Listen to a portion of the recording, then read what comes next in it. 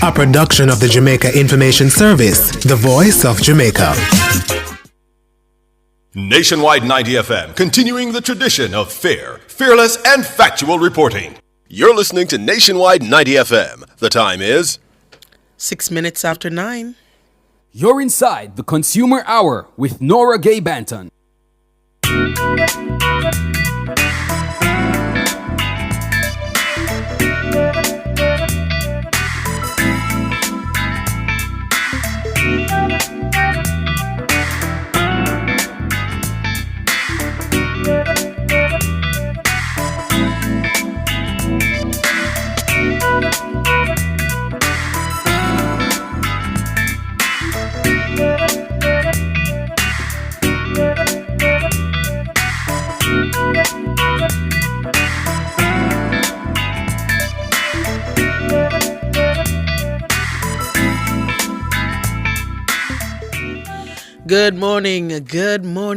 Good morning to you. You are inside the Consumer Hour on Nationwide 90 FM. It is a Thursday, December 5. 2024. It's Thursday, December 5, 2024. We're alive and well, and for that we give God thanks. Good morning to you. If you're listening on the 90 FM band, 90.3, 90.5, 90.7, and 90.9. Thank you so much for joining us on your radio. We appreciate your company there. If you're listening and watching on our YouTube channel, good morning to you. The channel is Nationwide 90 FM Live. If you have not yet subscribed, please do so. Go on over there, click the subscribe button. Also click the notification bell so that you can be notified whenever we go live and whenever we post a video.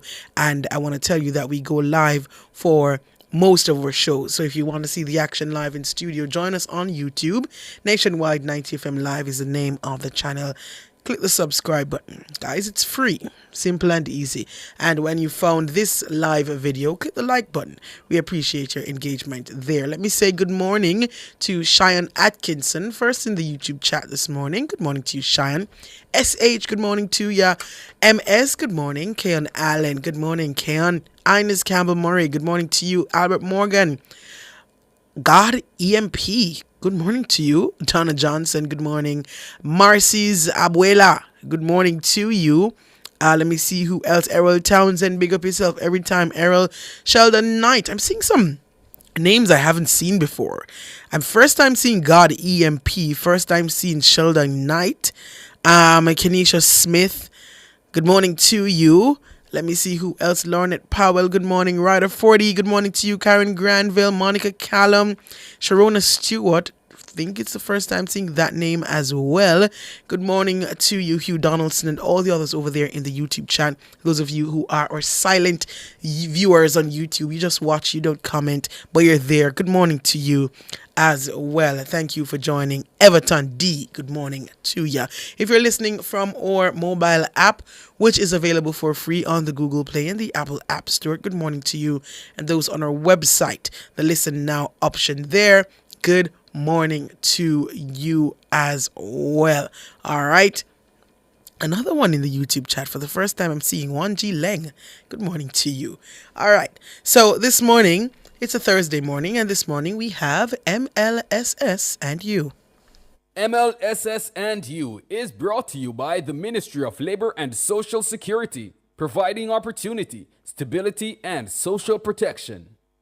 And this morning, inside MLSS and You, we are going to be focusing on Disabilities Awareness Week. That's this week. It's December 1 to 7, celebrated as Disabilities Awareness Week, and it's under the theme, Inclusion in Action, Connecting Communities for a Better Tomorrow. And of course, the Jamaica Council for Persons with Disabilities will be leading this week an agency under the Ministry of Labor and Social Security, and they have a week full of activities which started on Sunday and will continue until Friday, I'm seeing here. But to tell us about Disabilities Awareness Week, I am joined, of course, by Dr. Christine Hendricks. She is the Executive Director of the Jamaica Council for Persons with Disabilities. Good morning to you, Dr. Hendricks. How are you? I am well. Good morning, Nora. How are you? I am doing good. I'm doing good and giving God thanks. And how has the week been so far? It's Thursday, so a number of activities would have gone already. How has it been? It has been exciting, exhilarating, empowering. It has been an excellent week. All right. So I'm going to give you the opportunity to talk to us about some of those activities that already went from Sunday to Wednesday. Okay, thank you so much, Nora. So the theme, as you indicated, is inclusion in action, connecting communities for a better tomorrow. And for inclusion to happen, we have to connect people with disabilities to services, people with disabilities to employment, people with disabilities to various supports and so on. And so the week has been largely about the connection of persons with disabilities with others in the community so that inclusion can, the wheels of inclusion can continue to turn. Yes. And so Sunday we had our church service over there in Portmore, a very exciting service where we saw inclusion in action, Nora. And what it said to me, the lesson I took away from Sunday was that there are times when everything does not necessarily have to be in place, but the mindset and the attitude and the welcome that you receive, that makes an exceptional difference. It makes it seem as if inclusion is more than possible, when the mindset is at that place. And so we want to thank the pastor and the team over there in Portmore for an exceptional job well done. Amazing. In terms of inclusion.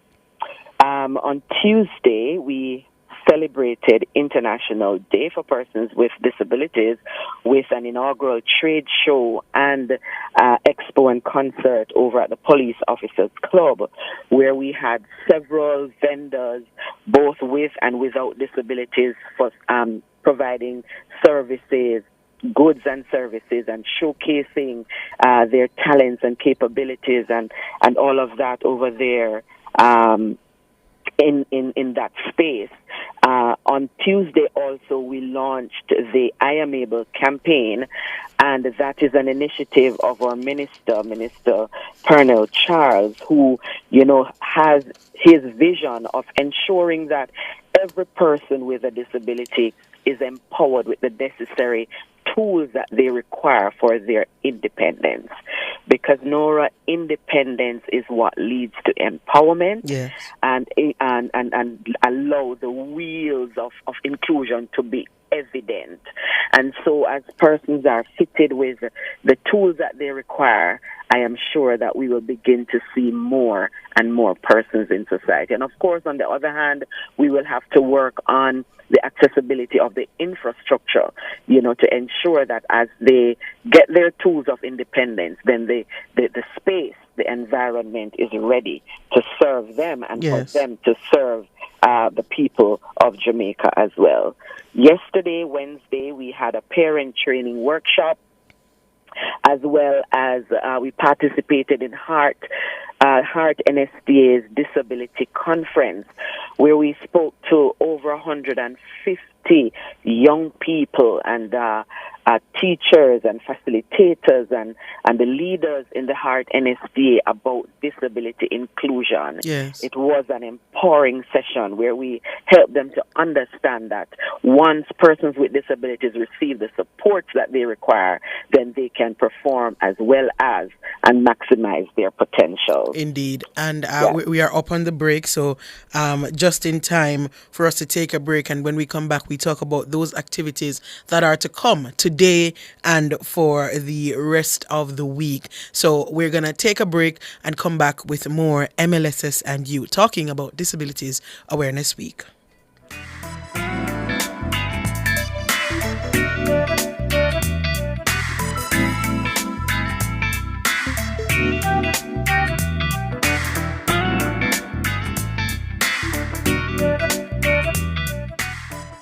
Here's a UNICEF hygiene tip. remember to wash your hands for at least 20 seconds. The time brought to you by UNICEF is 9:16. Outperform, outlast. With top performance. Jackama. Reliable, full stop, not comma. We have the expertise for drilling and demolition. We have the power tools for plumbers and electrician. Pan select tools, 3 parts and 3 repairs. 3 parts, 3 repairs. 2 to 3 years. Hilton, available at Delta Supply, 106 Hagley Park Road. Call us at 876-302-6111-4. Delta Supply, we service what we sell.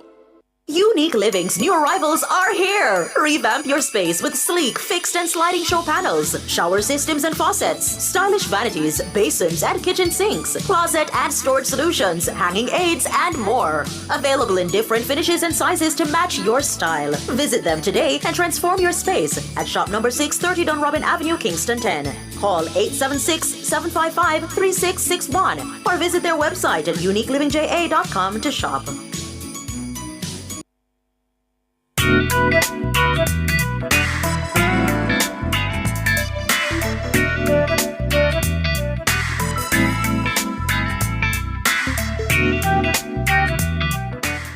Good morning.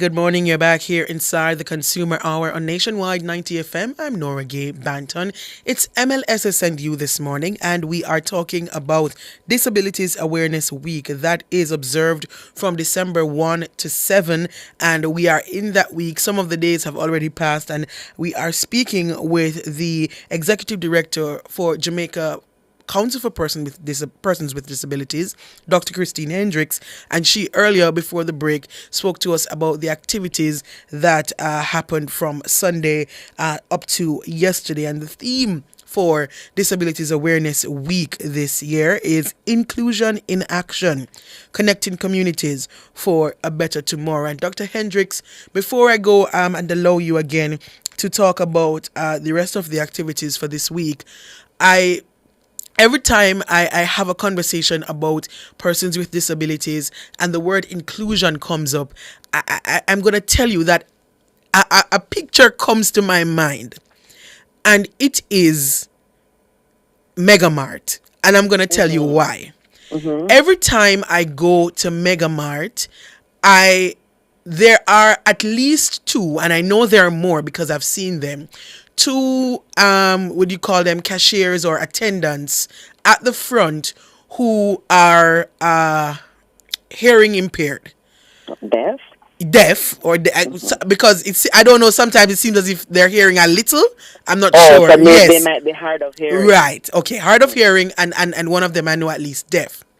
And they are in the space operating as employees at Megamart, and they are as efficient as the others, doing their job and doing it to the best of their ability. And every time I talk about inclusion, every time I talk about, disabilities and persons with disabilities and including them in society, Megamart comes to mind. And I want to take the opportunity to big up Megamart for seeing that it is possible to have persons with disabilities working in your space and it not being a hindrance to your operations, because I get the feeling that persons think that, it's gonna be a weight on the company to have a person with a disability working, but they are there, they're working, they get the job done just as any other cashier and any other attendant.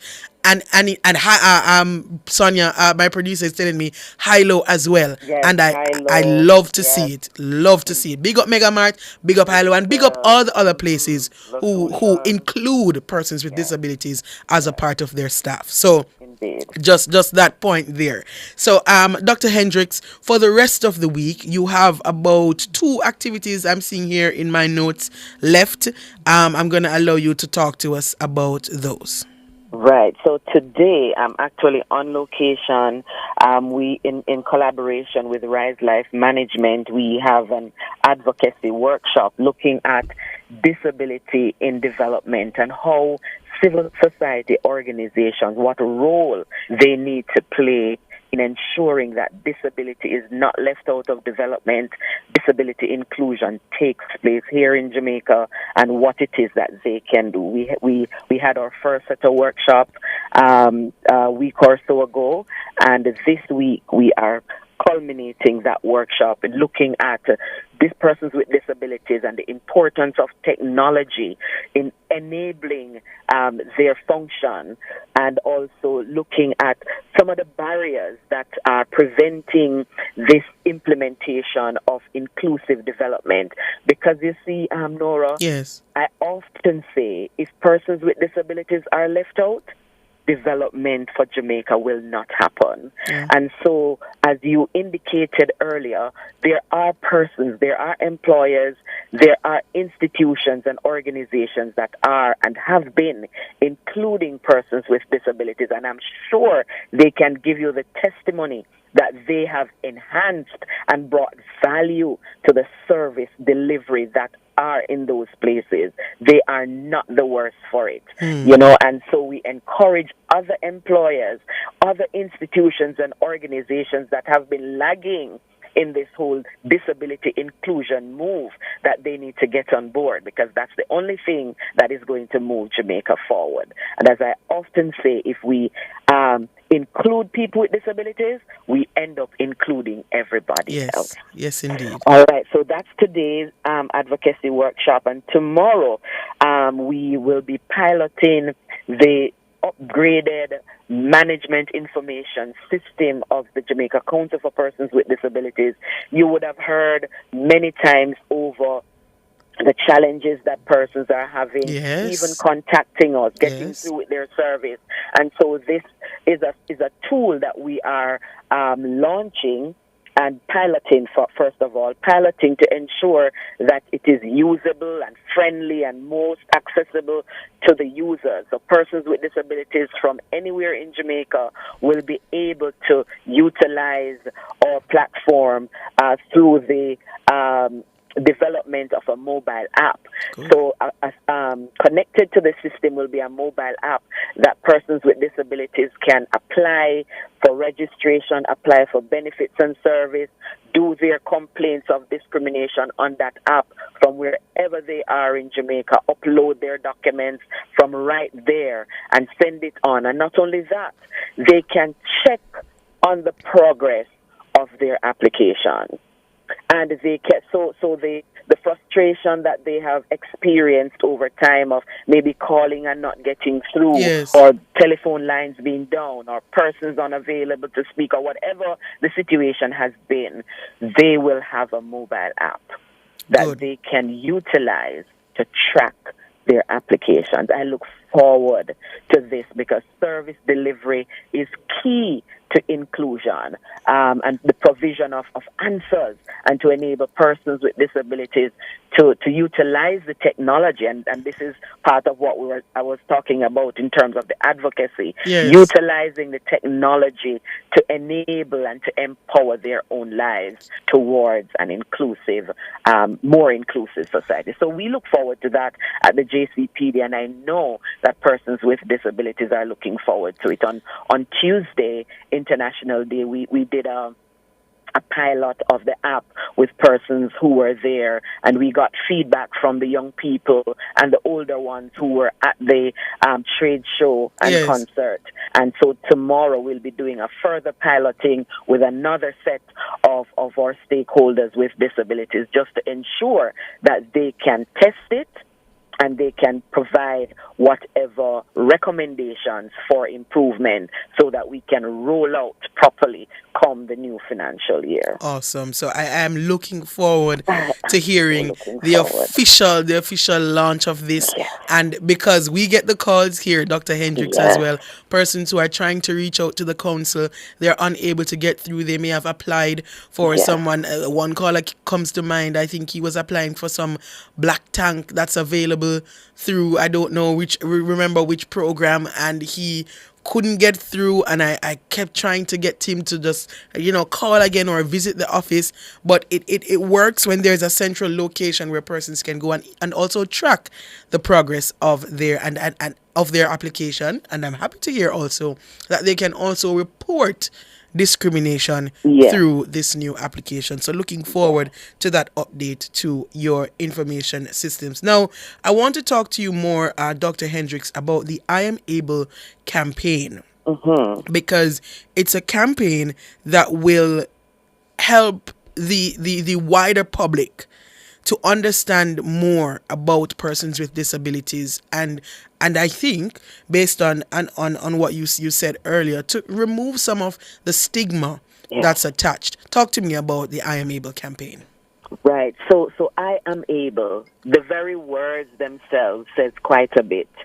It indicates that the individual who has the disability is not the problem. They're saying, I have capabilities. Yes. I have abilities.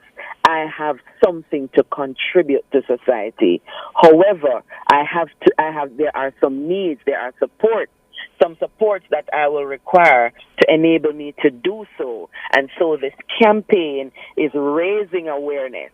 Yes, there are challenges, but there are achievements of persons with disabilities. It is a tool of advocacy to ensure that there is equal access to education, employment, and social spaces. Because when persons are empowered with the tools of inclusion, with the tools that they require to operate independently, then they will be able to access the different aspects of society that they need: education, employment, and, as I said, social spaces. Fostering empowerment. When persons have their tools, it makes it easier to access training. It makes it easier to access opportunities. I shared yesterday. Can you imagine, or you can just imagine for yourself, Nora, the first day you stepped out of your house in your work clothes, and how you felt when you get your first paycheck. Yes. When you got your first paycheck, how you felt. The fact that you were able to now purchase something for yourself. You did not have to depend on somebody to give anything to you. That is the feeling of dignity and respect that people with disabilities want to feel. Yes. And sometimes we make it seem as if they are only charitable objects. They are not objects of charity. They have something to contribute. And often if you listen to the person sometimes on the road that is begging, I don't want to do this, but the fact that they have been left out, barred from society in such a way, some of them have to be left to beg, which it is that is not dignifying. And so we're saying, allow our people to maximize their potential, to get to the point where they too can go to school, they too can be involved in training, they too can apply for a job and be recruited like anyone else, and offer what it is that they have to the organization, to build value to that organization and to build our economy as a country. You know, Nora, a study was recently done, and it demonstrated that exclusion, when we exclude people with disabilities, the cost is $1 trillion. Exclusion, that is what exclusion costs countries. And until we recognize that we are losing out, then we will always be at that point thinking that all is well, to just give handouts to people with disabilities. Allow them into the space of development. Allow them to participate actively, not just to give something and that's it, and you feel satisfied that you have done your job. Enable them. Provide the supports. In this instance, the I Am Able campaign, the assistive devices, the prosthesis, the wheelchairs, the white canes. For some, it is a tablet, it is a laptop. Because technology, whatever the technology is, and the technology is moving so fast and it is so incredible. I spoke with the senator recently. He was overseas and we were having a Zoom call, and I saw him in a glasses, and I said, Senator, you're wearing darkers now. And he said to me, Dr. Hendricks, I tell you, when I get one of these glasses in a few in not too long from now, I will be able to tell you exactly what you look like. Wow. There are apps on regular phones. Once you enable the accessibility features, it can be your eyes. It can lead and direct you. I mean, persons with disabilities will soon not have to depend on people because of the technology. Yeah. And that is where we're heading as a world, and that is where we want Jamaica to be heading, to enable the people so that they can function in their space and contribute to the economic development of our society. We're up on another break, Dr. Hendricks. When we come back, I want to talk to you about what practically it will look like under this campaign as you try to inform Jamaicans more, as you try to get employers and other members of society to get on the inclusion train. I want to talk to you, Dr. Hendricks, about what this campaign will be doing practically, if you'll be going out in schools, if you'll be allowing workplaces to have invitations open to you to come in and do workshops. I want you to tell me after the break what this campaign will look like in practical terms.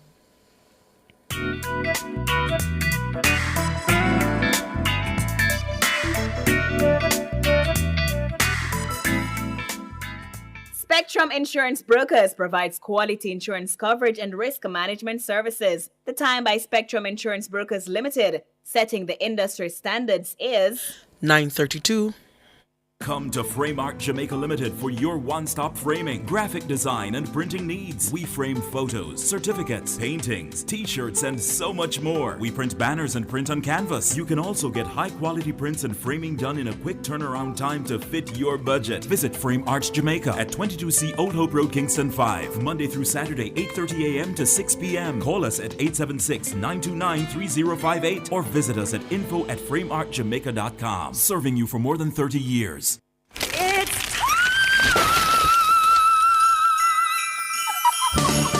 For the Fosridge Christmas in November sale. Shop from November 24 to December 5 and save on chandeliers, wall lamps, ceiling fans, and LED bulbs. It's cold outside, so ask about our solar water heaters. It's the Fosridge Christmas in November sale.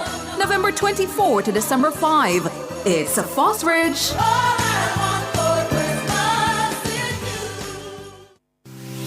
Need to make a change to your title or need a title? GeoLand Title Limited. They do lost title application, add and remove names from titles, wills, estates. First-time registration land surveys also included. Affordable rates and flexible payment options. NLA adjudication and land titling waivers also available. They have 8 locations island-wide. Call 876-754-6436 or visit their website at geolandonline.com.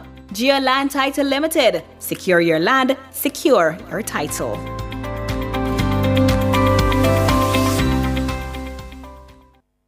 Are you ready to turn your sales and marketing skills into high earnings? Nationwide 90 FM is searching for business development executives to build lasting client relationships. If you have experience across all stages of the sales cycle and possess strong communication, negotiation, and time management skills with a proven sales track record, this opportunity is perfect for you. Join our team and work with the top corporate brands, media agencies, and of course, our on-air personalities. Enjoy networking opportunities, professional growth, and competitive commissions. Ready to take the next step? Send your resume to hr@nationwidenewsnetwork.com today.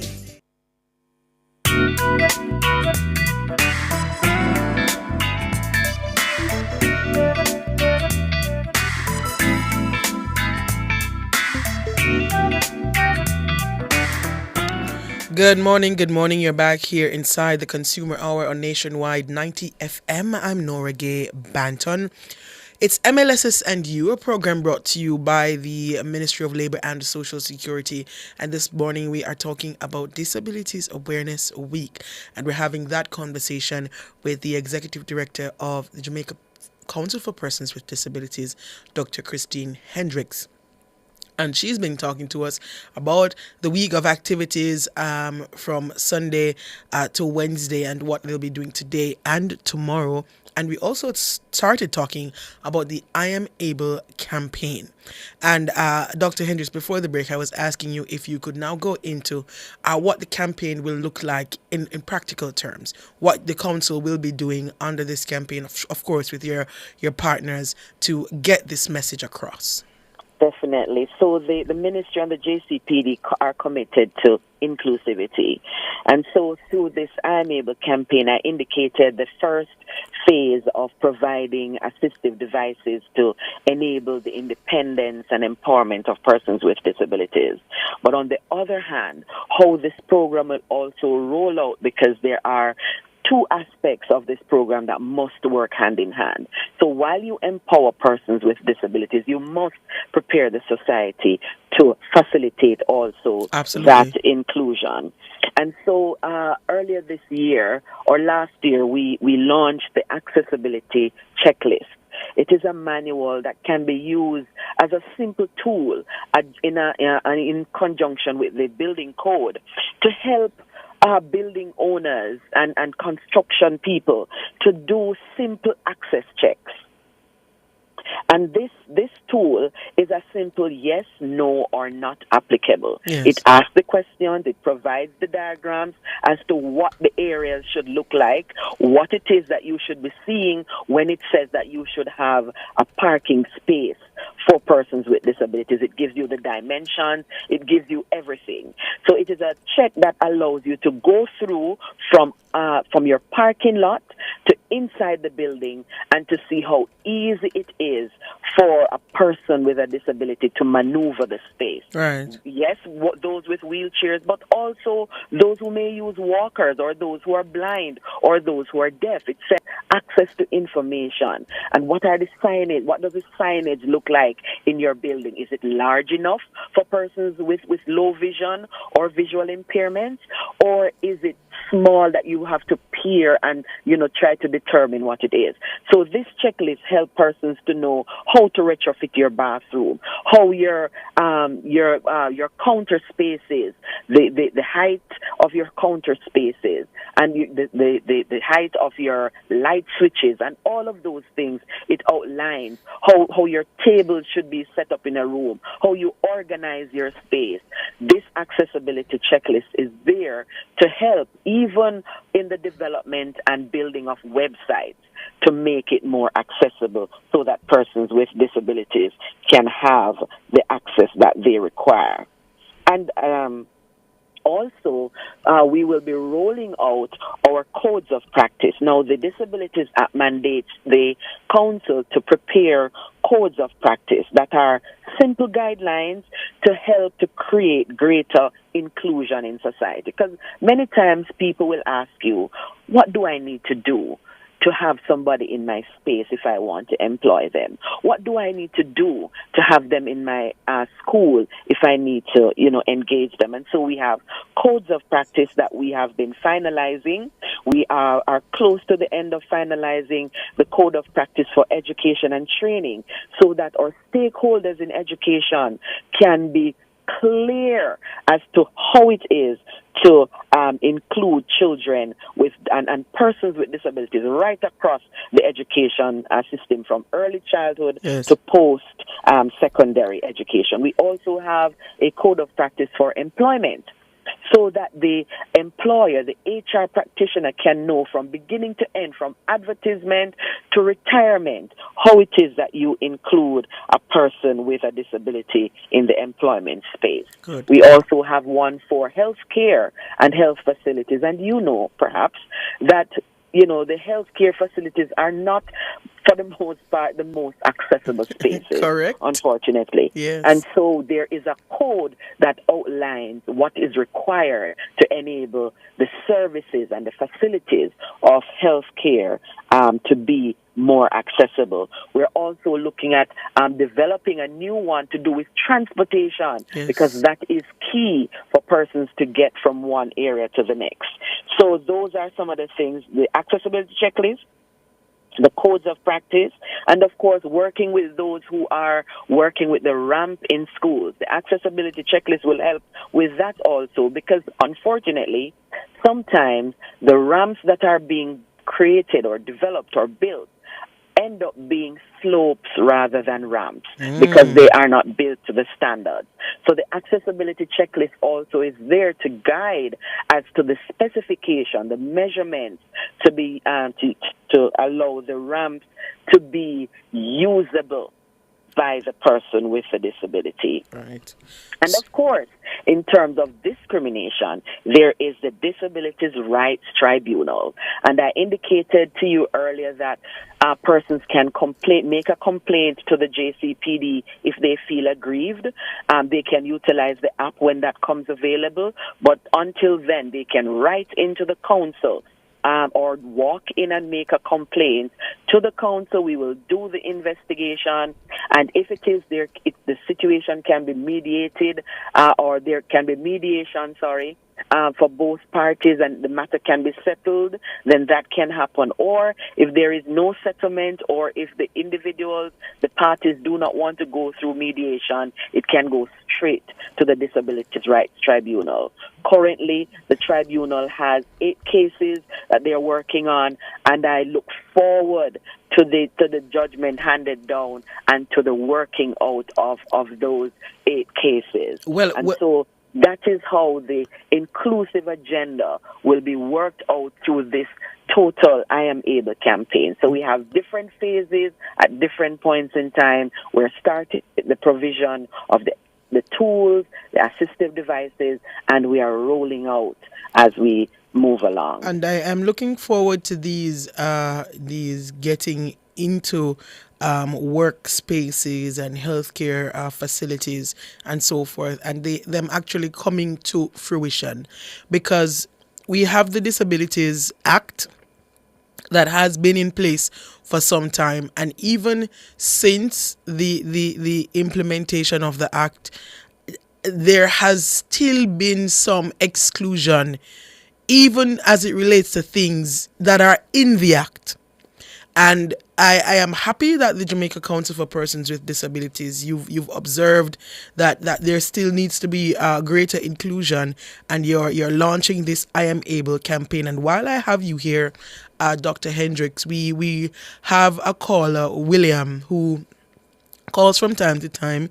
He is blind, and he has spoken to us about accessibility the JUTC. I'm not sure if he has made an official complaint with the council, but he's called us several times about how the lines are for persons, especially for those who are blind.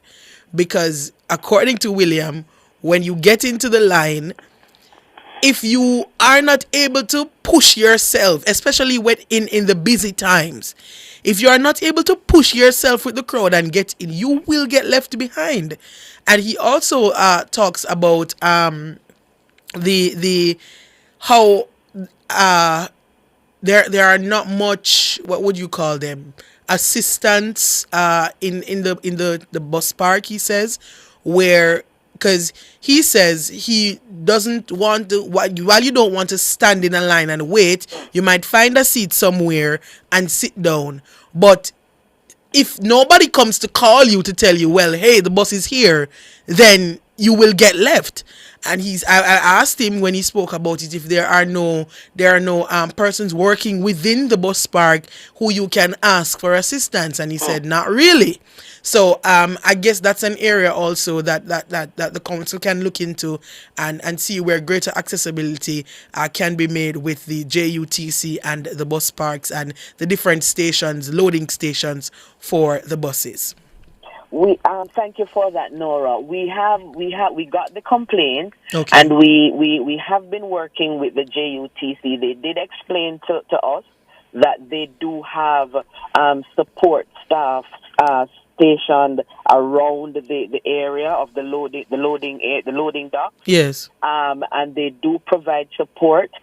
In this particular instance, I'm not sure exactly what would have happened. We will go back to them on it, because if it is that the complaint is continuing, it means that the matter has not been resolved. Right. I know that there are times when there would be a lot of persons, then perhaps their attention is divided. Yeah. But that we need to speak with them about the dedicated staff Yes. to, look out for the support of persons with disabilities, particularly those who are traveling independently, as they should be able to, And so that is the reason, Nora, one of our points of advocacy is to also encourage the Ministry of Transport that persons with disabilities live everywhere, just as everybody else. Yes. And so while 15 buses are great, it would be greater or of greater benefit if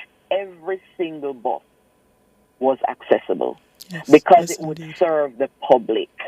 Because with 15 buses, the truth is 15 buses can only go so far and no more. Yes. Can only go to certain places, which means that other people with disabilities who live elsewhere do not have that access.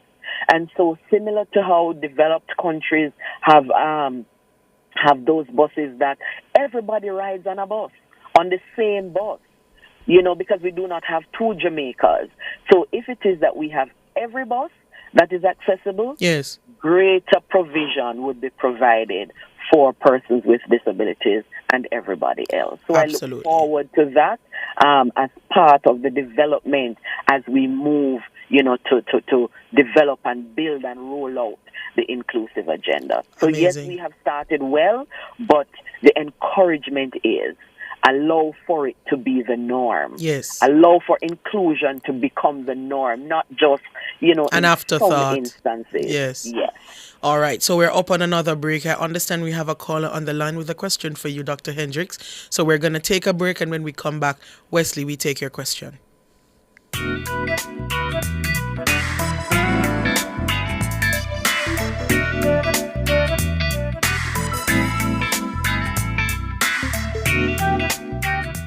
Fill all your prescriptions, get cosmetics and other pharmaceutical items at Mannings Hill Pharmacy, located at 34A Mannings Hill Road, Kingston. Telephone 924-6280. At Mannings Hill Pharmacy, they stock all the hard-to-get medication. The time by Mannings Hill Pharmacy is 9:48. Calling all tradesmen, small contractors, skilled workmen, and small entrepreneurs. Whether you want to start or expand your business or get equipment for your projects, Total Tools will help you tool up and expand your business. Get up to $500,000 to borrow, up to 2 years to repay, and interest rates as low as 3.99%. Come for your loan to get your tools. Offer ends June 2025. Visit Total Tools in Kingston, Ocho Rios, and Drex Hall to get a loan for every tool and every trade.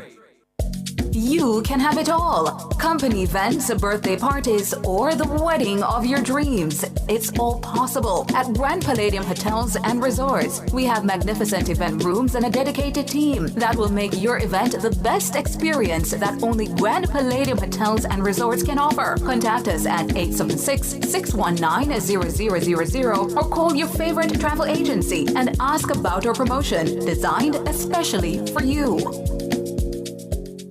Hey Daddy, have you heard about Mother's Bakery's new Christmas treats? Oh, you mean their Christmas cake, right? Yes, they've also got a new sorrel cake. It's only available at Pressmart and select supermarkets for the season. Sorrel cake? That sounds deliciously festive. Right? Mother's Bakery knows exactly how to bring those holiday flavors we love. I'm getting them all. Perfect for holiday gatherings or just cozy nights in with my little bununus. This season, Daddy, it's all about Mother's Bakery. Are you ready to turn your sales and marketing skills into high earnings? Nationwide 90 FM is searching for business development executives to build lasting client relationships. If you have experience across all stages of the sales cycle and possess strong communication, negotiation, and time management skills with a proven sales track record, this opportunity is perfect for you. Join our team and work with the top corporate brands, media agencies, and of course, our on-air personalities. Enjoy networking opportunities, professional growth, and competitive commissions. Ready to take the next step? Send your resume to hr@nationwidenewsnetwork.com today.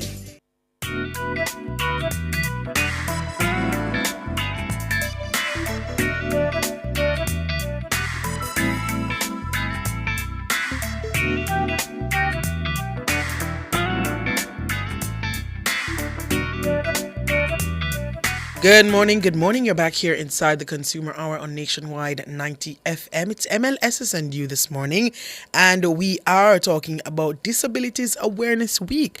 We're speaking with the Executive Director of Jamaica Council for Persons with Disabilities, Dr. Christine Hendricks, and she has been talking to us about some of the plans in place by the council, some activities that have already passed. This week, the church service and the workshop for parents. And today, they will be doing an advocacy workshop by Rise Life Management.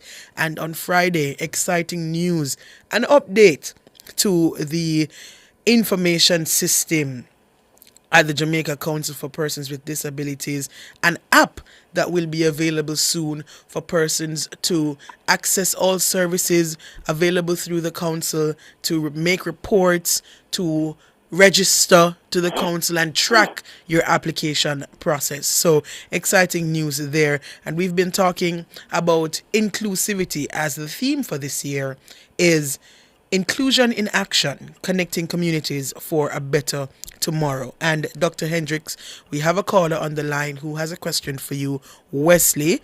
Good morning, Wesley. Good morning, Laura. How are you today? I am doing good. How are you? I am doing good, Good. Good morning, Dr. Hendricks. Hi, my friend Wesley. How are you? Long time. Long time, Dr. Hendricks. So happy to hear you Yes. this morning. Good morning. Listen to me. Let me apologize for not tuning in early because I was engaged in other things, right? So I don't know some of the things that you discussed, Dr. Hendricks. Mm-hmm. But I want to commend you on the positive things that I hear taking place, right? Yeah. The church service on Sunday, I watched it. Okay, I was wondering, where is Wesley? I didn't see you. I see other people from St. Anne and I didn't see you. No, because this is where I want to get to, Dr. Hendricks. Remember, I used to be involved, included in things. Mm-hmm. But it has been years. I haven't got an email. I don't get any update of what's coming up and all of that. So it's just Friday night I got the message from Miss Pinnock to say about the church service Sunday. Mm-hmm. So right there now, I have been left behind for a long time. We soon get a social worker for your area. We have our client care manager who is coming out there sometimes out in St. Anne, but we soon get a social worker out in St. Anne. This is my main concern too, Dr. Hendricks, because what happened, I used to go about and download the forms, the medical forms, take up on myself and print them, and go to the hospital and hand them out to persons and encourage them to get registered. But after they register and send in the forms now, nobody come out to them and they are calling me as if I work with the council, complaining to me that they don't hear from anybody. And it becomes frustrating, and it reaches to the point where I stop telling persons about getting registered because I am putting up myself for problem. So say we're fixing the challenge, Wesley. We're fixing the challenge with this upgraded management information system. We're digitizing the records so they're easy to find, and we will be having this app where people can track their application, whether for registration or grants or to make a complaint. So we're sorting out the kinks that we have had, and we're getting on track, okay? Right, but I want, I know how to reach you, Dr. Hendricks. And yes, man, you know exactly how to reach me. But sometimes I don't want to go over the other person's head. But yes, sometimes I'm not reaching anywhere at the office, and I'm afraid of calling you when the persons in the office should stand out. I understand. Honestly, they just have me going around, But I don't call to complain much this morning. I still want to do some commendation. And please greatly for me tell her I enjoy that song as well. All right. Right? All right, Wesley. Thank you so much for calling. Oh, before I go, no. Wait, we have two other callers on the line, Wesley. Okay. Yes. I will talk to Dr. Hendricks on this. All right. All right, bless you. Yeah, man. Good morning. Hello, good morning. Yes, go ahead. Good morning, Miss B. Good morning, William. It sounds like William. I knew, man, William. Mm-hmm. Hi, William. Morning. Yes, Miss Andrews. Good morning. I'm morning. not too bad. But I was listening, but while I called, I just heard Miss B was speaking about the JOTC pertaining to what I Yes. mentioned to What her. is happening? Mm-hmm. Because I want to tell you, up to Saturday we gone here, I was downtown, reaching in one of the JOTC, and the crowd was coming. Right, me have a cut on my foot, they push me down inside the bus, you know. Ooh. Right now the cut is on my foot, inside the bus. Oh, and you have so much inspector sitting in the bus at Peters Lane, looking what happening, and nobody that come and to assist us. And this is the thing when we see about several times. We need to get to JOTC about it. So, okay, William, thank you for giving a little bit more detail on the matter. And so I have to reach out to JOTC on Yes. this. So this is the downtown, not the halfway tree. No, halfway tree is much better. Okay, Yes. good. But the thing with halfway tree now, when you go there to find somebody to assist you to a bus or whatever, it is not there. So when JOTC tell you that, this I tell you that, is a problem when you go there. How much time you go there, the blind people go there, and bus come and go and left you? So we need some you have to continue in the ask. You have to continue ask people near some of the foot passing. You have to continue ask them. Sometimes it's the security. Some of the time assist you. It's not moving as though they try to tell you. Okay, all right. And one So thing, you are on the ground go. and you are feeling a difference than what they are intending. Yeah, one thing before I go, because no Quickly, William, yes, because Cliff soon come draw me out of here. Yeah, those 4 front seat misentries is what we supposed to designate for us. Yes. I keep on lobbying for it over the years. Mm-hmm. Over the years. About 3 weeks ago, I end up with Mr. Vaz, and now I see them start to put on back the note on the side Yes, of the man. We had a chat with them ourselves and the Combined Disabilities Association. Right. And they honored their commitment to ensure when that you the people international have been access with the line was on the JOTC, you're supposed to make us the member know, because when we don't know what's happening, it throw it off. Yeah. Yeah. So you're supposed to come and make we're supposed to hear. All right, William. They say yes or they say no, whatever. That's we can know what to do, but when we don't know, we can hold accountable. All right, Yeah. we're So gonna. we're not hearing nothing. All But right. we're working behind the scenes. We're working with the people to make sure that your lives are better. All right, William, thank you so much. Thank you so much for calling, William. And Dr. Hendricks, I am so happy William called so that you could hear from him what exactly the issue is. But I want to thank you so much, Dr. Hendricks, for joining us this morning. All the best to yourself and the team. Keep up the great work, and I look forward to the improved information system and all the other work that you will be doing under the I Am Able campaign. All the best to you. Thank you so very much. Blessings. All right, that was Executive Director of Jamaica Council for Persons with Disabilities, Dr. Christine Hendricks. We're going to leave it right there for the Consumer Hour and MLSS&U, program brought to you by the Ministry of Labour and Social Security. Cliff Hughes Online is up next.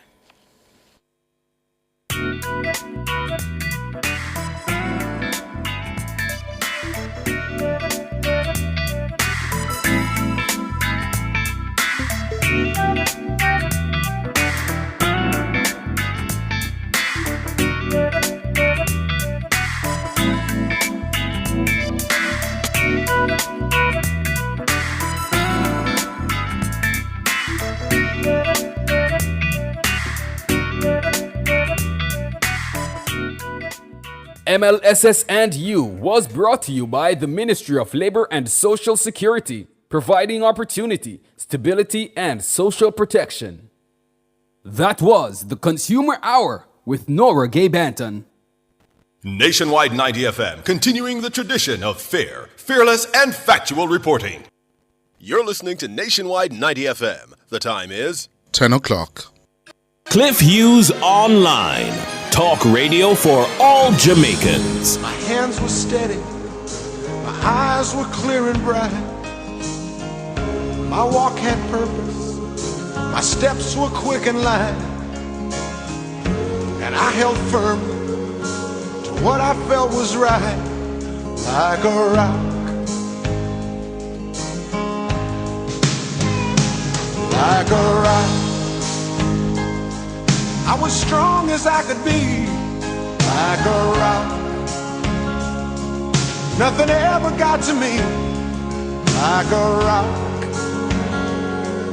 I was something to see like a rock.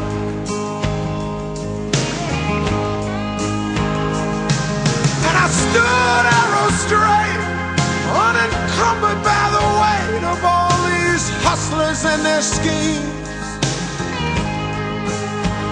I stood proud, I stood tall, high above it all. I still believed in my dreams. Our phone numbers are 630-9371, 630-9372, 630-9373, 630-9374, and 618-8255. Or find us on Facebook at Nationwide News Network and follow us on Twitter at Cliff Nationwide. You can also listen to Cliff Hughes online live on the World Wide Web at nationwideradiojm.com or via the Nationwide 90 FM app on your mobile phone. Now, here's your host, Cliff Hughes.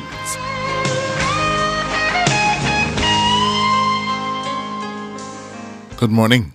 Good morning. Let's get to work. Cliff says, what's on his mind? Unfiltered analysis and commentary. My hands were steady, my eyes were clear and bright. My walk had purpose, my steps were quick and light. And I held firm to what I felt was right, like a rock. Like a rock. I was strong as I could be, like a rock. Nothing ever got to me, like a rock. I was something to see, like a rock.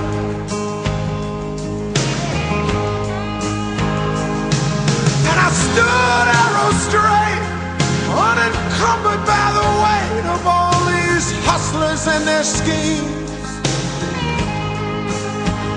I stood proud, I stood tall. Morning. Good morning, good morning. Thank you so much for joining us here.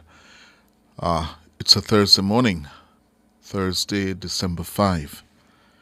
And as we come towards the end of the year, our constant companion of crime and violence continues. This morning, we learned that the Governor General, or the government really, acting on the advice of the police, they have declared a state of public emergency in the areas covering the St. Andrews South Police Division and the St. Andrews Central Police Division. That's in the Lower St. Andrew area of the corporate area. And according to the government this morning, the security forces say the declaration of a state of emergency is needed following significant increases in violent criminal activities in the areas, particularly in areas such as Waltham Park Road, Maxfield Avenue, and Waterhouse. In other words, the police are saying that these areas are now experience a level of criminality that cannot be dealt with by the normal policing efforts that they do.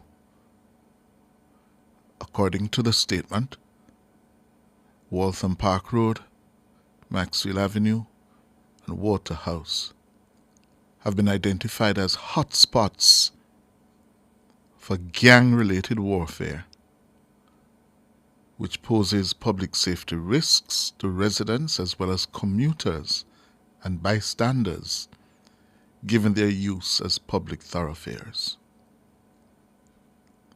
The assessment indicates that the current level of violence and criminal activity in these areas are extensive and exceeds the capacity of standard policing measures to effectively stabilize the communities and restore public order. The statement also says the public emergency will allow the security forces to disrupt criminal networks, apprehend the perpetrators of violence, and create an environment conducive to sustainable peace.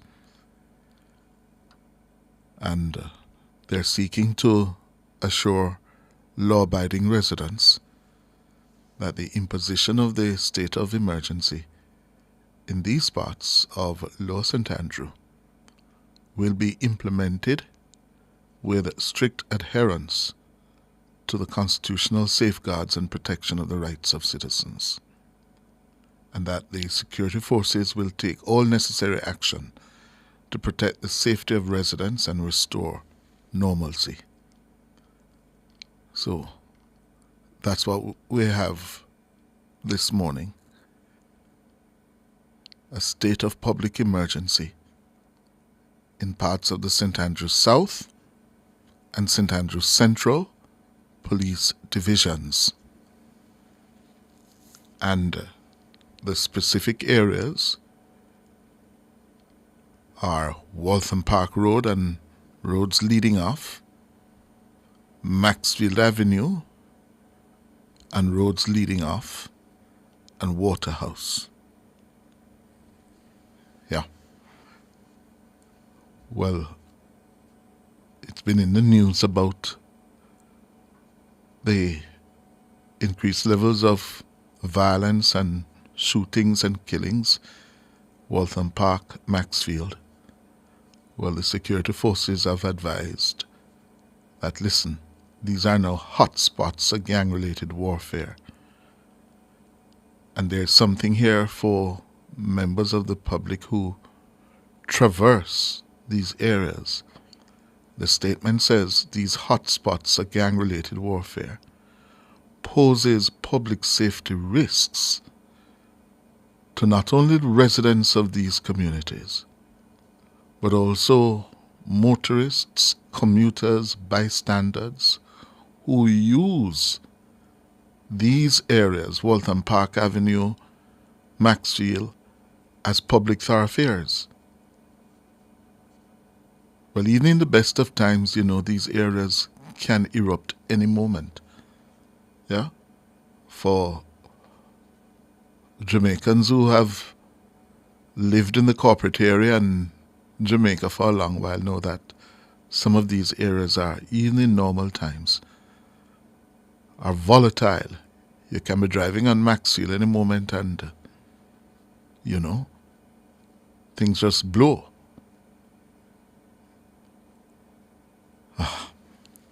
So there we are. So be careful in those areas.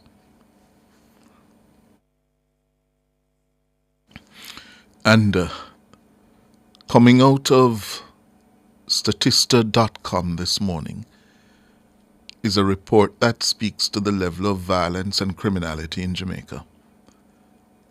And according to Statista.com, Jamaica, for the past 5 years, has maintained its position as one of the Caribbean's most murderous country.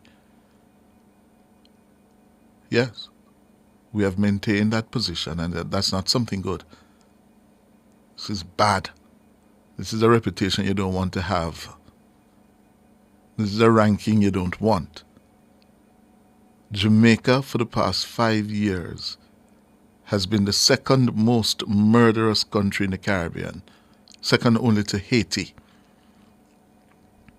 And we know Haiti is a failed state. Yes. There's a massive breakdown of law and order. The security forces in Haiti can hardly secure their own locales. Thousands of people in the Haitian capital have been displaced because gangs now really run the Haitian capital. Gangs have taken over. Not even the airport is safe in Haiti. You can be on a plane and you get shot because they have taken to attacking flights. And that's a country we are second only to. So this is a damn shame. Yeah? A shame. And these are the statistics put together by Statista.com. Here's Dana Davis' report on that. Haiti, plagued by extreme violence since the assassination of its president in 2021, has suffered through a serious period of social and political instability. However, Jamaica does not have a similar excuse. Recent statistics released on November 18, 2024 by Statista.com revealed the persistence of violent crime in Jamaica, with annual murders exceeding 1,000 during the 5 years. Over the 5 years from 2019 to 2023, Jamaica registered 7,027 murders. This is second only to Haiti's staggering 10,610. By comparison, the Dominican Republic saw 5,785 murders, Trinidad and Tobago 2,553, the Bahamas 500, Puerto Rico 2,857, and Barbados 162. In 2023 alone, Haiti recorded 4,789 murders, the highest in the Caribbean, followed by Jamaica. Other nations reported significantly lower figures, with the Dominican Republic documenting 1,237 murders, Trinidad and Tobago 577, the Bahamas 110, and Puerto Rico 463. Data from the Jamaica Constabulary Force indicates that between January 1 and November 30, 2024, the country recorded 1,060 murders. This represents a reduction of nearly 18% compared to the same period in 2023. Despite the decline, Jamaica remains among the region's most dangerous nations. These figures underscore the enduring challenges Jamaica faces in addressing violent crime, even amid modest recent improvements. Dana Davey for Nationwide News. Thank you, Dana. And to reiterate the point, the enduring challenges of which that report speaks to is manifest in Manchester, where the commanding officer for the Manchester Police, a Deputy Superintendent Kerry Duncan, in an interview here on Nationwide at 5 yesterday, noted that lottery scamming, the proceeds of lottery scamming are fueling the increase in murders in Manchester in recent months. Yes, the lottery scammers have the wherewithal and in many instances the cause of the shooting and the killings that they engage each other in. Here's Roby and Williams' report on that. Data from the JCF show that murders are up 14.6% in Manchester since the start of the year. Between January 1 and November 30, 47 people were killed in the parish. That's 6 fewer than the 41 homicides recorded in the corresponding period last year. Speaking on Nationwide at 5 on Wednesday, Deputy Superintendent Kerry Duncan says the fight for spoils from lottery scamming is fueling the spate of recent murders. We have seen an uptick where murders are concerned, which is really not the norm for the parish of Manchester. But when we do our own analysis and we look at what is influencing the crime situation, the lottery scamming activities features prominently in what is happening here. And so we find the interpersonal issues between persons in varying communities, the feuding that is happening. On Tuesday, 2 people were shot dead at a bar in Poros. A gunman reportedly shot and killed the bartender, Sashagay Chambers, and a male patron. Another man was shot outside the bar. He was found suffering from gunshot wounds near the Poros police station. Earlier reports suggest that the police fatally shot the gunman as he attempted to escape. A firearm was reportedly seized. DSP Duncan says the police cannot confirm at this time if the two shooting incidents are connected, but he notes that the number of shooting incidents at bars in the parish have increased. According to him, bars have become targeted areas. From the lottery scamming activities, it's the blasting kind of behavior that we have. And so persons would go to the bars to have their drink. So when persons want to find persons that they have a feud with, that is where they would go. So that is the reason why in recent times we have also imposed our curfews in certain of these areas to ensure that the gathering does not take place and the bars are closed at a particular time. So yes, it is an observation that we see, and so we encourage the persons that when they have these incidents and the curfews are so imposed, to just work with us and understand that it is the end result that we are interested in. The commanding officer of the Manchester Police adds that a number of suspected lottery scammers have been arrested. We have conducted several operations around these activities, and we have had at least 4 arrests in the past 10 days or so. And it is interesting to note that personally, I was on an operation about 6 weeks ago, and we came upon a motor vehicle being driven by a 17-year-old and with 2 other members. And when we checked, they were in possession of lottery scamming paraphernalia. And during the interview, it was frightening to find the amount of cash that these guys are bringing in. Obviously, they were charged before the court. So persons see it as a lucrative business, and so we have the interpersonal conflict of the for the spoils as it relates to lottery scamming activities, and so we have the spin-off of the murder. Robeanne Williams for Nationwide News. And the officer you heard in that report is a Deputy Superintendent, Kerry Duncan. He's in charge of the Manchester Police. And you heard what he said there, 17-year-old. And a 17-year-old with a whole lot of cash. Yes, is able to do a whole lot of damage. But let us put the entire thing in context, because he also said, apart from murders are up in Manchester, but other major crimes are down in the parish. So since the start of the year, we have seen on record 250 serious crimes being reported to us, and this is 44 less than that which was reported in 2023, where we had 294 major crimes. Based on our operational output also, we have seen the recovery of 20 illegal firearms compared to 16 last year, and a total of 187 rounds of ammunition compared to 63 for the entire year last year. So this is our operational push that is yielding these results. Rightly so. Kerry Duncan, Deputy Superintendent in charge of the Manchester Police. After the break, we need to help. We need blood for one of the Lennon High School students who were critically injured in that accident on Monday. Yes, there's an urgent appeal for blood for 12-year-old Jamie Miller. That's after the break. My hands were steady, my eyes were clear and bright. My walk had purpose, my steps were quick and light. And I held firm to what I felt was right.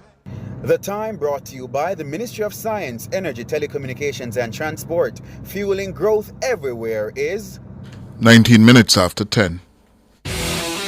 Total Tools Rental and Electrical Supplies is Jamaica's one-stop shop for tools and equipment rental, sales, repair, service, transportation, and parts. They almost always have it. If they don't, they will source it. Check out their pickup and deliver service and their equipment with operator for hire service. Visit their Ocherius or Crossroads branch. Follow them on social media. Call or WhatsApp 876-834-5300. IQ Optical's Black Friday frame sale is back. Get your trendy optical frame or a frame for every occasion. Come and enjoy 50% off frames in stock. Book your appointment or take your prescription to IQ Optical New Kingston, Bennett Park or Draxall. Mazda is bringing the magic this Christmas. Get a 2-year service package, 1 year free insurance, license, registration, and free window tinting, plus 3 months of payments on us. But hurry, deal ends December 31. Conditions apply. Mazda, more style, more value, more smiles per mile. Cliff Says, what's on his mind? Unfiltered analysis and commentary. My hands were steady, my eyes were clear and bright. My walk had purpose, my steps were quick and light. And I held firm to what I felt was right, like a rock. Like a rock. I was strong as I could be, like a rock. 21 minutes after 10. On Monday, there was another deadly motor crash involving students of a rural school, this time Lennon. And we lost 2 students of Lennon in that crash. And there's need this morning for those of us who can give blood to do so, to help save the life of a 12-year-old student who was also in the crash. 12-year-old first form student of Lennon, Jamie Miller. He's in need of blood, a lot of blood. He's in a critical condition. So there's this urgent appeal this morning. Yes, he's in critical condition at the Bustamante Hospital for Children. Yeah, and he needs blood. And I'm going to appeal to you. Yeah. If you can give blood, please donate blood and make it known that it's for Jamie. Yeah. 12 years old. A little boy. First form in high school. Was seriously injured. He's in a critical condition at Bustamante. According to a message shared by his Member of Parliament, Robert Morgan, he needs a continuous supply of blood to survive. Yeah? You can donate the blood at the blood bank in Kingston, the Maypen Hospital in Clarendon, or the Kingston Public Hospital. Yeah? If you donate, you're asked to forward the receipt of your donation. Listen to this number. Can you put up this number for me, Nora? 876-554-3223. So you need to make it clear. Yes? Because of the continuous supply of blood needed by young Jamie, you need to make it clear that your donation is for Jamie. Yeah? We can't do anything about the accident now, but we can certainly donate blood to help Jamie to survive.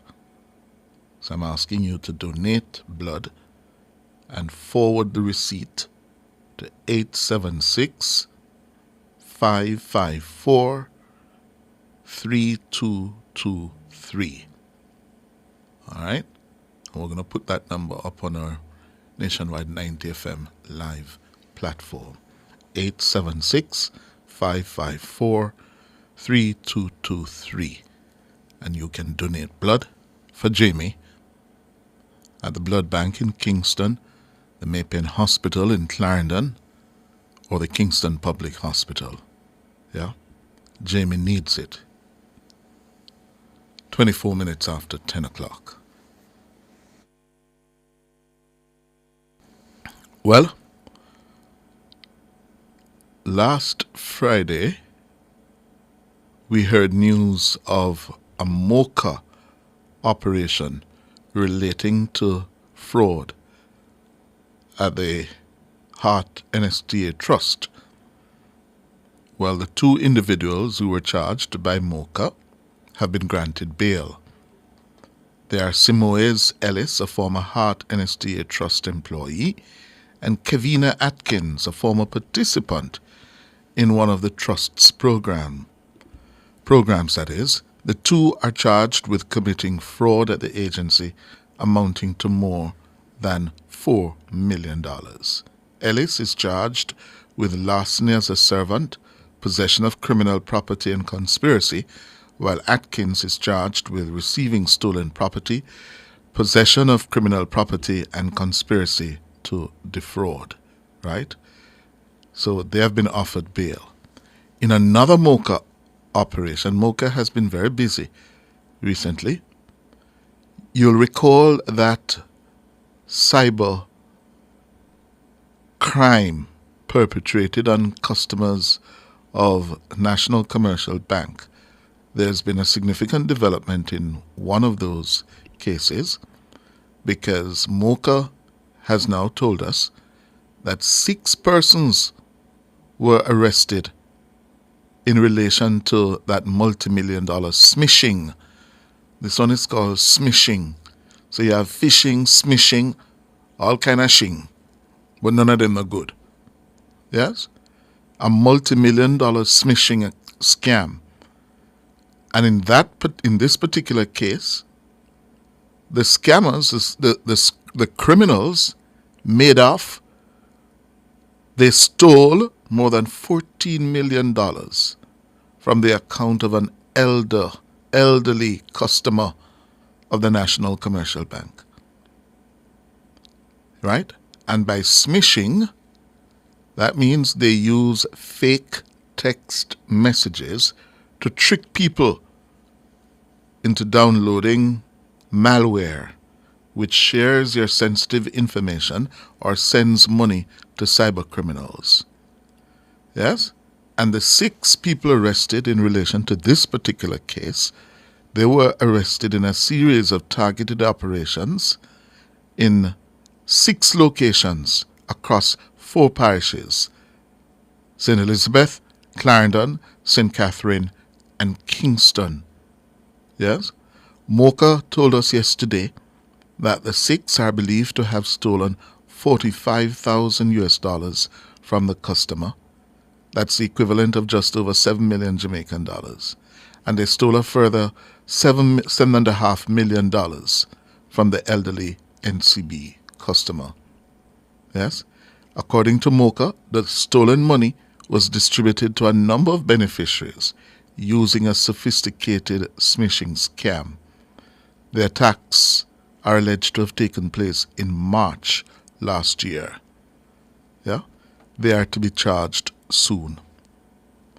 And the chairman of the Anti-Fraud Committee of the Jamaica Bankers Association, Dane Nicholson, yesterday we had him on Nationwide, and he said the majority of the victims of smishing scams are young people.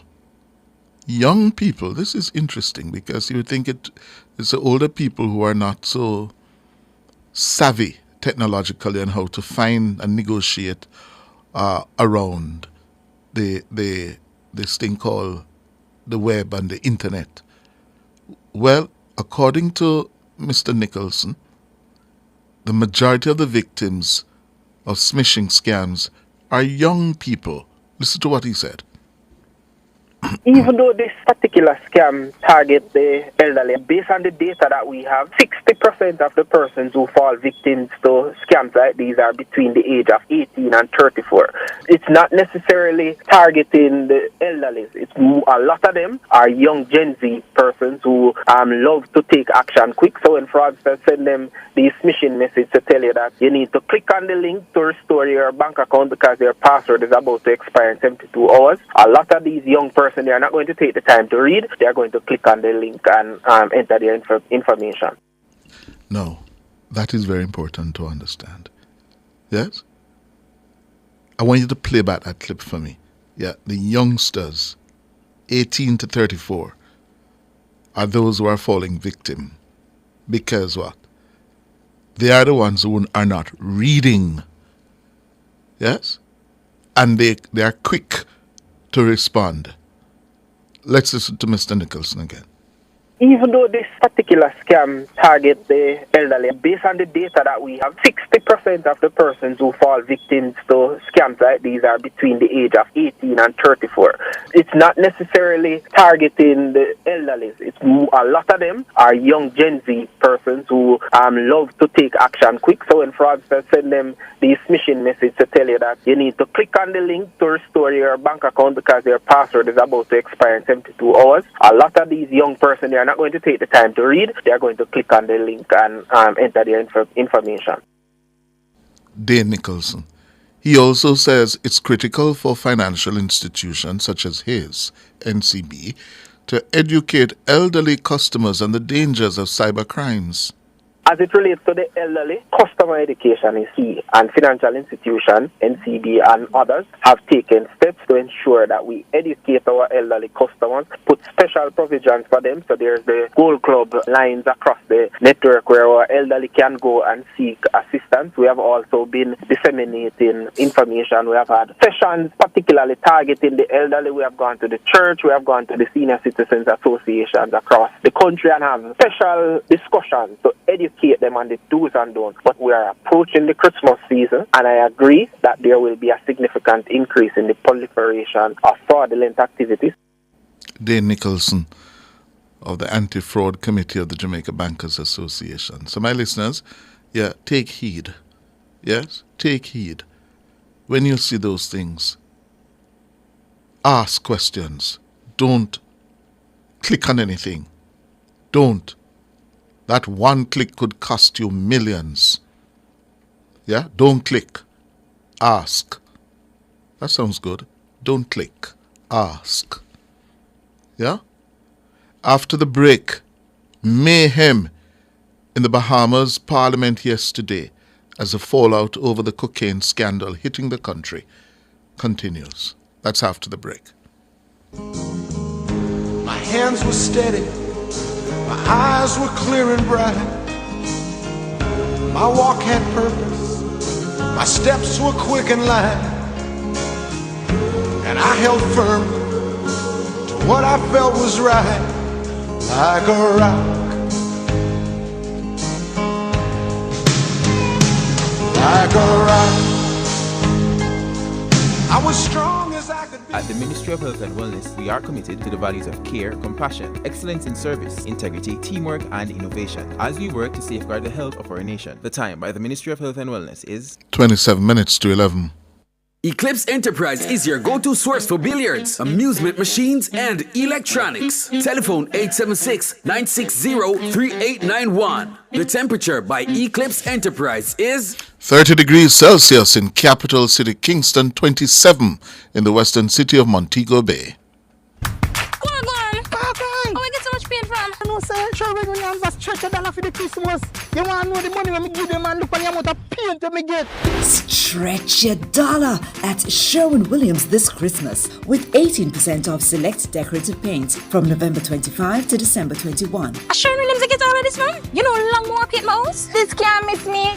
Hurry to any of our 23 stores island-wide. You don't want to miss this amazing offer. Conditions apply. Calling all tradesmen, small contractors, skilled workmen, and small entrepreneurs. Whether you want to start or expand your business or get equipment for your projects, Total Tools will help you tool up and expand your business. Get up to $500,000 to borrow, up to 2 years to repay, and interest rates as low as 3.99%. Come for your loan to get your tools. Offer ends June 2025. Visit Total Tools in Kingston, Ocho Rios, and Drex Hall to get a loan for every tool and every trade.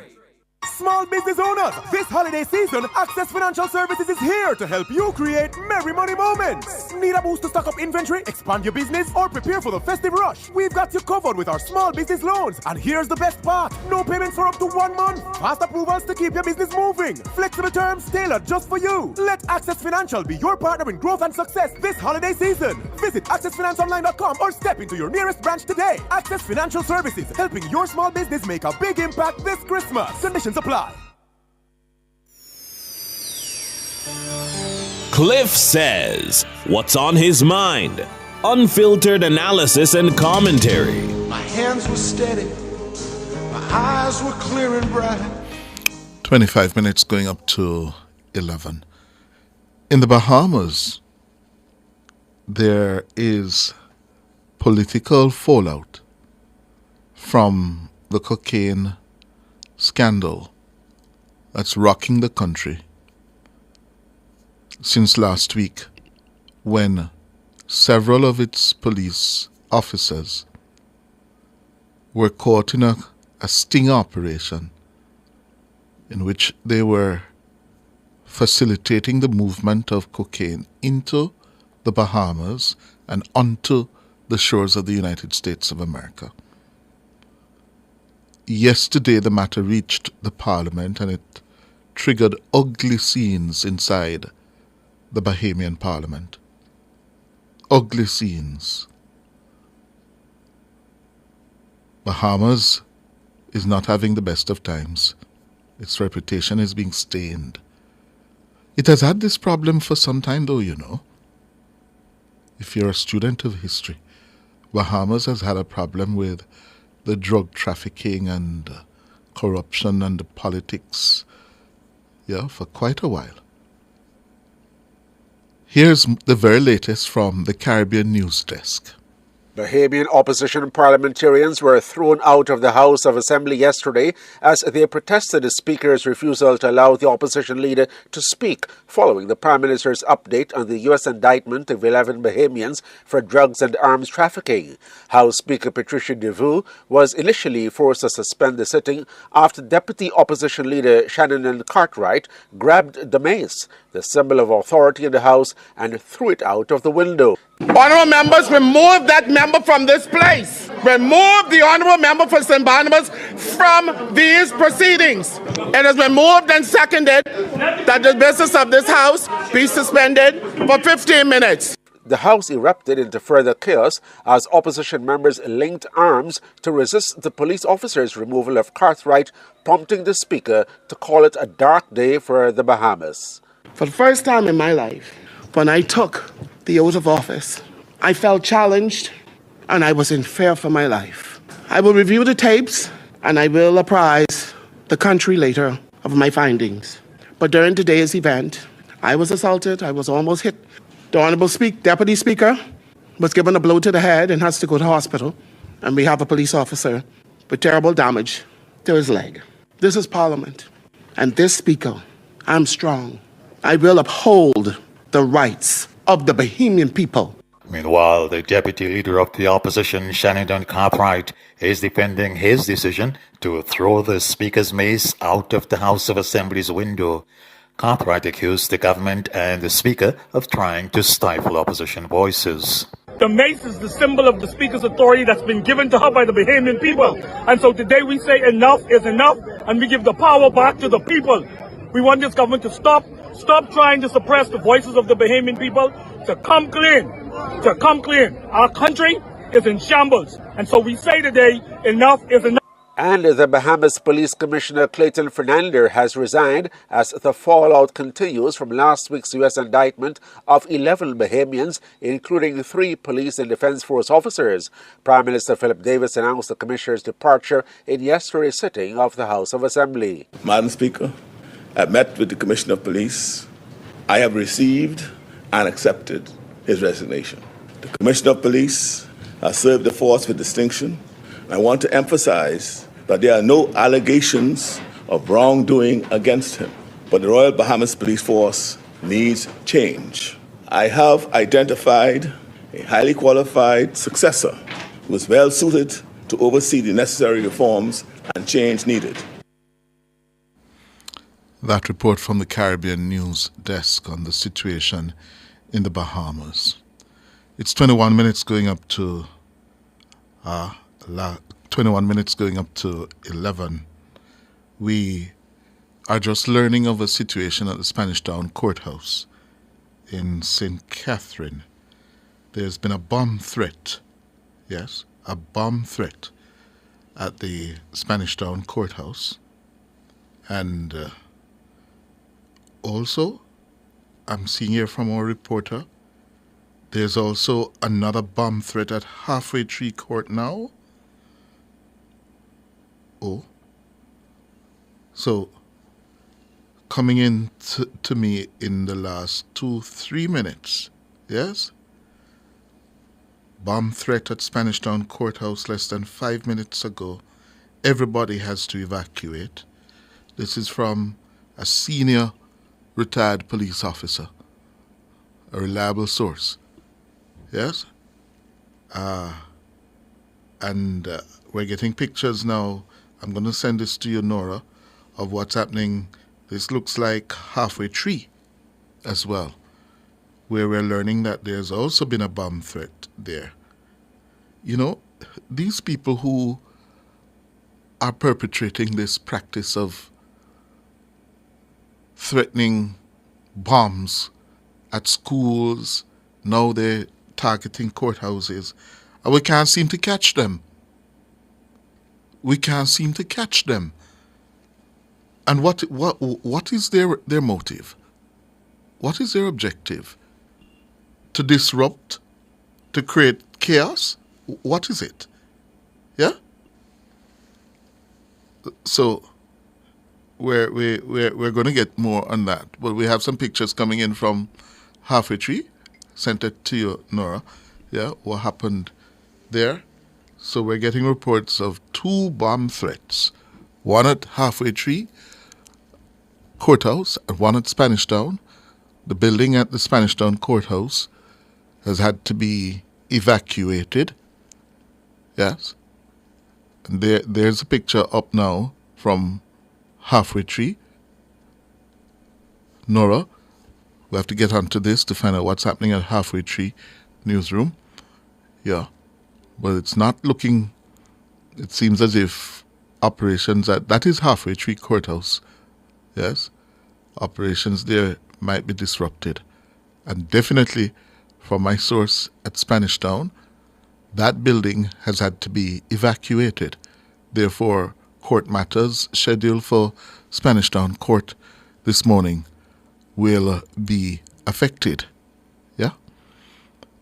All right. Time for the break. After the break, your calls. My hands were steady. My eyes were clear and bright. My walk had purpose. My steps were quick and light. And I held firm to what I felt was right, like a rock. Like a rock. I was strong as I could be, like a rock. Nothing ever got to me, like a rock. I was something to see, like a rock.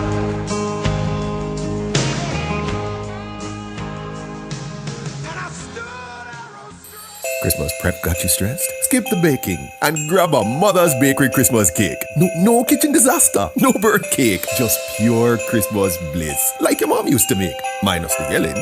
But seriously, one bite and the only thing you'll miss is the mess. Mother's Bakery Christmas cake, bringing love in every slice, so you can bring home the cheer without lifting a finger. But hurry, these cakes fly off the shelves. Mother's Bakery Christmas cake, it's like a holiday miracle in every bite.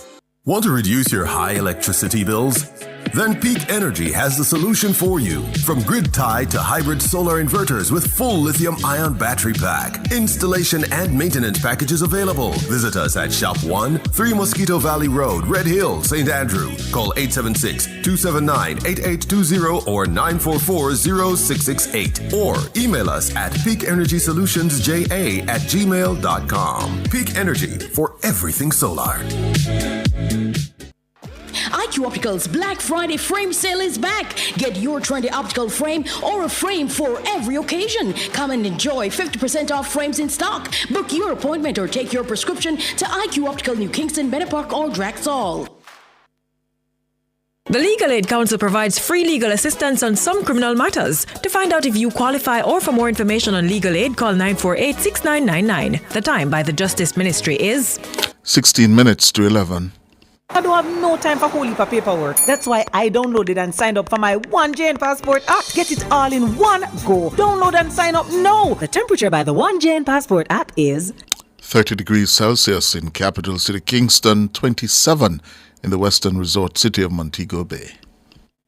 Are you ready to turn your sales and marketing skills into high earnings? Nationwide 90 FM is searching for business development executives to build lasting client relationships. If you have experience across all stages of the sales cycle and possess strong communication, negotiation, and time management skills with a proven sales track record, this opportunity is perfect for you.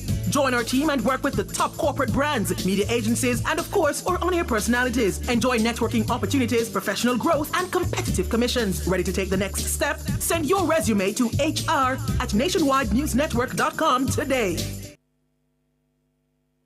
Our phone numbers are 630-9371, 630-9372, 630-9373, 630-9374, and 618-8255.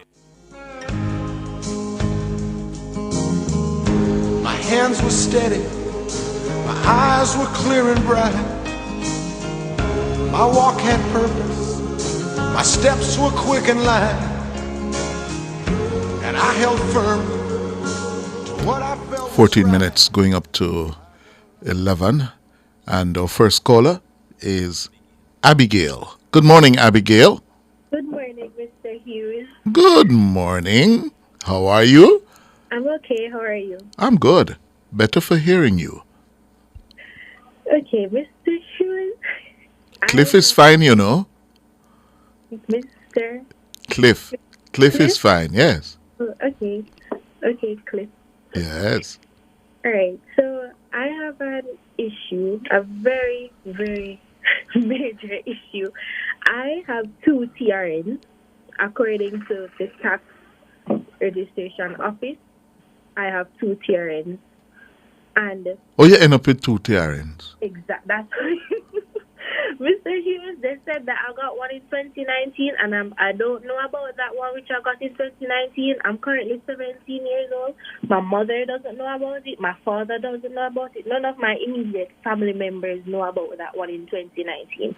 I know that I got one in 2022, which I've been using from 2022. So the one in 2019, I don't know where that one appeared from. And I'm currently going to the University of Technology. And the one in 2022 that I'm using now, or that I'm supposed to have now, they said that I'm not supposed to have it at all. It's not supposed to be in the system, and it's completely flagged. Hold on there. Hold on there, Abby. Abigail. Hold on. How old are you now? I'm 17 years old. You're 17. Yes, and that's, we're in 24. And you say the other one that you're not aware of was issued in 2019. Yes. That's what, 5 years ago? Yes. Then you would have been 12 years old. Oh, yes. And neither your mom nor yourself is aware of this. No one is aware of it. And you acquired the present one that you've been using at in 2022. Yes. So you got it at 15 years old. Yes, I did. Oh. And I've been using that one ever since. And this is the first time you're being told that there's another Abigail, whatever, with another TRN? Yes, how I got to know was because I did my learner's test yesterday, and I was supposed to go to the tax office to get the learner's documents, right? Yes. And saying that they cannot find me in the system. So they said they were telling me that I have 2 of them, and the one that I've been using, the one that I even signed up to in UTech with, they said that one is completely flagged out of the system, and I'm not supposed to even use it or have it or whatever. But the thing is that since I already used it to get into university, and since it's already on other documents, it's already registered everywhere else, the things that I've been doing, becoming a young woman. Yes. I don't see the reason why I need to change the one that I've been using to get the old one to go over all of those processes again. So where did they tell you that you shouldn't be using the one that you have been using since 2022? At the tax office, Spanish Town, St. Catherine. So didn't you explain to them what you're explaining to me now? Yes, I did, and they told me that they cannot change it. They didn't even give me a proper solution for it. They're just saying that it's completely, and they took it back from me. It's completely out of the system. They said that they flagged it. It's not supposed to be used, and they took it from me. Hold on. So which one they took from you? The one you got in 2022? The one I got in 2022. I haven't received the one from 2019. I didn't get it at all. No, man, something not I right. don't know about it. No one knows about it. Something is wrong here. Something is wrong here. Something is definitely wrong. Mm-hmm. I would think you need to... Where are you, Abby? Are you in Kingston or Spanish Town? I think I said Spanish Town. Yes. You're in Spanish Town and you went to the Spanish Town tax office. Yes, I did. Oh. Well, I think this needs some intervention at a higher level. Yeah? Yes, because it really does. Yes. We are going to put you in touch. Nora, take our number. And we're going to put you in touch with the corporate communications manager at THA. Yes? Thank you. Thank you so much. Have her deal with this, because this is strange. I've never heard of a case like this. Yes, because... Huh? Hello? Abigail? Sir? Yes. I was saying we've never heard of a case like this. Someone could have stole my identity. I haven't heard about it. I don't know about a 2019 one. I can't recall going or getting it. My parents can't recall it. I don't know about it. I knew I got one in 2022 along with my siblings. Yes. So someone could... So you're telling me that I'm a clone, basically? Yeah, somebody could be... They may have stolen your identity. Identity, exactly. Yeah. So hold on for Nora. We're going to take your details and we're going to ask the corporate communications manager at THA to take a look at this. And we're going to ask her to get in touch with you. All right? Okay. Thank you, Miss Cliff. Thank you so much. All right, Abby. 8 minutes going up to 11. Patricia, good morning. Good morning, Cliff. How are you? I'm good, Patricia. And you? I am giving thanks. I'm all the way in Manchester. Oh, Manchester. We're in Manchester, not Porus? No, Christiana. Oh, you're up in the cool hills of northern Manchester. Shudley, Christiana. It's cool and overcast today. Yes, but this time of the year, everywhere there is cold.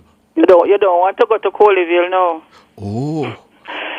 Where's Coleyville in relation to Chudley?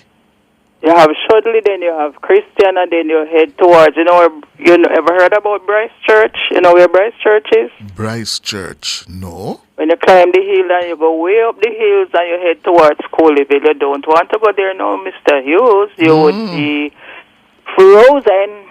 Wow. Yes, but it's lovely. It's quiet. Yes, beautiful place to live. Quiet. It's a relevantly quiet place. Mm-hmm. Yes, Mr. Hughes, I have a problem. Yes. I have no other choice but to put it on the air this morning. Mm-hmm. I'm a pensioner. Yes. And every year, we get a little top-up on our pension. We get it in March. Mm-hmm. This year in particular, when I got my pension, I noticed I didn't get the top-up. I didn't get any arrears. So I call around, call my co-workers and whatever, and they say, yes, I got theirs. Yes. So what happened? So Mr. Hughes, have been called an accountant general from March until now. When I called, they said that it was a system error, and I'm not the only person. Other persons are there going to try and sort it out. Now is December. And you don't get it yet? I don't get the top-up on the pension, Mr. Hughes. I don't get the arrears. And I'm tired of calling them. In fact, calling accountant general is like you're trying to wipe ice because they're not answering the phone. Occasionally, they might answer. They don't answer. I think they have 7 extensions, Mr. Hughes, and you call and you call and you call and you call. Till time turns into eternity. They don't answer. So I don't have that. I don't know what happened. Yes, it's a system error and everybody make mistake or whatever. You left off some pensioners, but sort it out. Now it's December. And I don't get the arrears. I don't get the top up on the pension, Mr. Hughes. I don't know what is happening. All I can hear, Miss And you Miller, get we're a, going to see there's been a significant top-up that pensioners got this year. every year. Well, Every March, religiously they top up the pension, and this is the first this is happening to me. Mhm. Every year they give us a little top up, which we appreciate a lot, and you get your little arrears and whatever. Yes. And this year they say it's a system error. I am not the only person that didn't get, and they are trying to sort it out. And I keep calling. I'm tired of calling. I just have to put it on the air. I don't know if you can help me. Well, we have a contact. We have good contacts with the Accountant General's department. Yes, Mr. Hughes. So Miss Nora, my super duper producer, yes, she's gonna fix your problem. She's a fixer of the problem. She named Miss Fix It. Yes. Okay. She hold on for her. She's gonna take your name and number. Yes, how to get in touch with you, and Okay. we were gonna get you in touch with the Accountant General's department. Okay, Miss Okay, Patricia. Yes, I appreciate it a lot. And you keep up the good work. and you have a good Christmas too. Oh yes, I'll try. Well, you better right. do. Yes, okay. Thank you. Hold on for Nora. Okay. Patricia, good. Ricky, good morning. Ricky, good morning. Yes, Ricky? No Ricky. Ricky put him on hold, so we are going to put him on hold permanently too. Michael, good morning. Hello? Oh, Lord. Well, hello? Who is this? Michael. Michael, good morning. Morning, Sir Hughes. How you doing? I'm all right. Yes, And you? sir. Good to hear. I'm fine, sir. Good. Good to hear. So I have a question to ask you, see. Mm-hmm. If you go into a business place and purchase something from that business place and you're coming out and you slid on a piece of broken tile at the door of the establishment, whose responsibility is it? You slipped as in what? Tell me what you mean by you slipped. You slipped on a piece of broken tile right at the entrance of the establishment. You were coming out. You went inside, you bought something from that establishment, and you were coming outside. And because the tiles were lifting, and you didn't notice, and you slip on it and hurt yourself. Mm-hmm. Who is responsible for your injury? I'm reluctant to say. You know why? Yes, sir. I'm not a lawyer. Yes, I'm not a lawyer, and these things are not necessarily what they seem to be or appears to be. Yes, so I'm not going to give you any legal advice. Yes, I would suggest that if you feel that the proprietors are the ones to be held to account, you should get a lawyer who is much better able than I am to give you good advice. Huh? They said my wife was injured like that, and they tell her to go to the doctor and bring the receipts, Yes. and she did that. Uh-huh. But then now they are giving her the run around to call head office. My wife been calling. We went there, nobody responding to her. Mm-hmm. So we went to a lawyer, and the lawyer said we must get the medical report from the doctor, and the doctor is charging us $30,000 for that report. Mm-hmm. Mm-hmm. Well, I think you're on the right track, sir. You have gotten yourself a lawyer, yeah, not a village lawyer like me, yeah, so you're getting good advice, yes? And I think you should follow your lawyer's instructions. But the doctor is charging us $30,000 for the report, sir. Then you go to another doctor if you can't afford that. You can't find another doctor. But I never know that we have to pay for a report. Then, oh, you mean, then you have to sit down and use him time. What you think the lawyer, how the doctor make him money? The doctor have to examine your wife, diagnose your wife, prescribe. That's how we make him living, you know. Okay, Or you think me make my living? When you come here and chat to me, and me sit down here, and me and you talk, and we make other people listen. That's how we sell advertising to our clients, you know. Now, the same thing the doctor have to make him money. The doctor having wife and pick if take care of too, you know. I guess this, sir. I guess this. All right, take care. All right, sir. Good. Time for the break. My hands were steady, my eyes eyes were clear and bright. My walk had purpose. My steps were quick and light. And I held firm to what I felt was right, like a rock.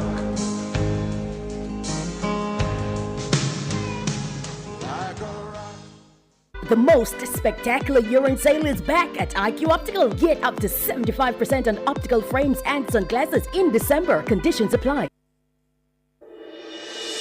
Tune in to Nationwide 90 FM, the new revolution in media. Stay ahead of the curve with our cutting-edge reporting and accurate breaking news coverage. We are having an earthquake. Oh, God. Hear it here first on Nationwide 90 FM. Is that really Cliff Hughes talking? Tune in, turn up the volume, and listen. We bring a mix of news, entertainment, and sports to your lives. Nationwide 90 FM's live and continuous coverage of the World Championships in Budapest, Hungary. News and discussions week mornings. Coming up in the news at 6 for this morning. Entertainment in the afternoons, then news again in the evenings. Nationwide news at this hour, fired.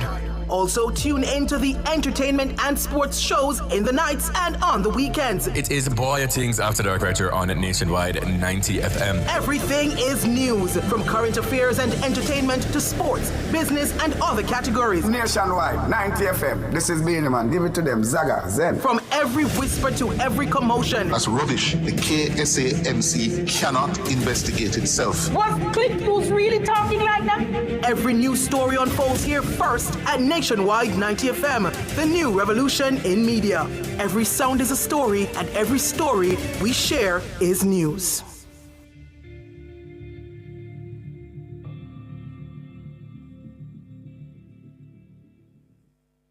Our phone numbers are 630-9371, 630-9372, 630-9373, 630-9374, and 618-8255. 2 minutes after 11. There's been a killing in Manhattan, New York, yesterday morning that is making news all over the world for the reasons that New York is one of the safest cities in America today. Murders and crimes in New York are low. New York has moved from being one of the most unsafe places to one of the safest cities in America today. And what was extraordinary about the killing of Brian Thompson, 50 years old, the CEO of United Healthcare, one of the largest private insurers in America, was the fact that it was caught on CCTV footage, and the circumstances that are emerging suggest that the shooter, the assassin, had inside information about Mr. Thompson's movement yesterday morning, which is opening a conundrum of, speculation about who wanted Mr. Thompson dead. Yes? And it's just amazing when you see the CCTV footage, of how the shooter had Mr. Thompson pass him within touching distance. He allowed Mr. Thompson to move ahead of him a few feet. And how he lined up Mr. Thompson. It was brutish.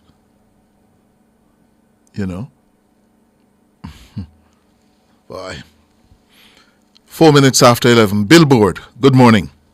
Top of the morning to your teacher. Good morning, sir. How are you? I'm all right, alive and well. Good. What's on your mind this morning? I'll be less hustling today. First thing I'd like to ask is there any way that the People's National Party can change their name or get rid of these people inside it? Why would you ask me that, Billboard? Why you come here I'm to asking ask because me? remember you're a teacher, Listen, let me tell you why I ask. When I listen to that gentleman, what's the center name again? Lord, every time I forgot the center was say that Mr. Seaga did copy Black Scandal back. The one who called me here 2 days ago.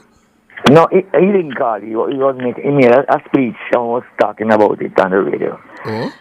Oh, you didn't know. It was on the morning program. Mm-hmm. But he made a statement. Senator Morrison. Yes. Floyd Morris. Yes. He made a statement a couple of days ago that Mr. Siaga was calling people black scandal. Well, nothing never goes on him. No, nothing never goes on. Where is his integrity? Is it that there's a change in brain thinking now in the party? Help me now, man. I beg you. He knows better, teacher. And he comes up with this as a political ploy. This is Mr. Siaga call people black scandal bad. That's why I'm asking. Where is his integrity? Background of the late, great Norman Manley and even Michael to a lesser extent, honestly. What happened to the party? But is everybody gone mad? That the time they gone long time now. Long time now. But him bring it back and now as a political ploy. You understand? You know the answer to that in a billboard. You're being provocative. That's what I said. Because you know the answer to that. I said I'll be less provocative as it relates to it. Eh? Right. Where is the integrity? And I'm asking again, will the People's National Party think about changing them names? Them can't change it if the officers. Because they're mashing on the party more. And the higher man says look like it's 51 seat Labour right going to get. Your dream. So I said I heard a man say it. Is that a dream or not a dream? But I'm not supporting it. Oh. But at the rate how they're going, nothing wrong. To show them a lesson that Jamaicans not fool, man. You understand me? Yes. They need to wake up. Hold on there. I just seen something on my, when I'm on this program, I have to watch my phone. Yeah.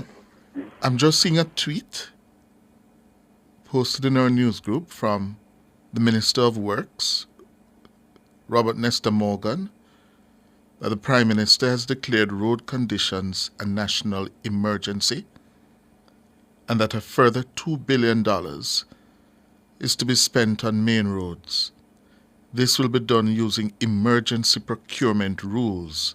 Work is to begin immediately. This was posted at 10:28. It's now 11:08.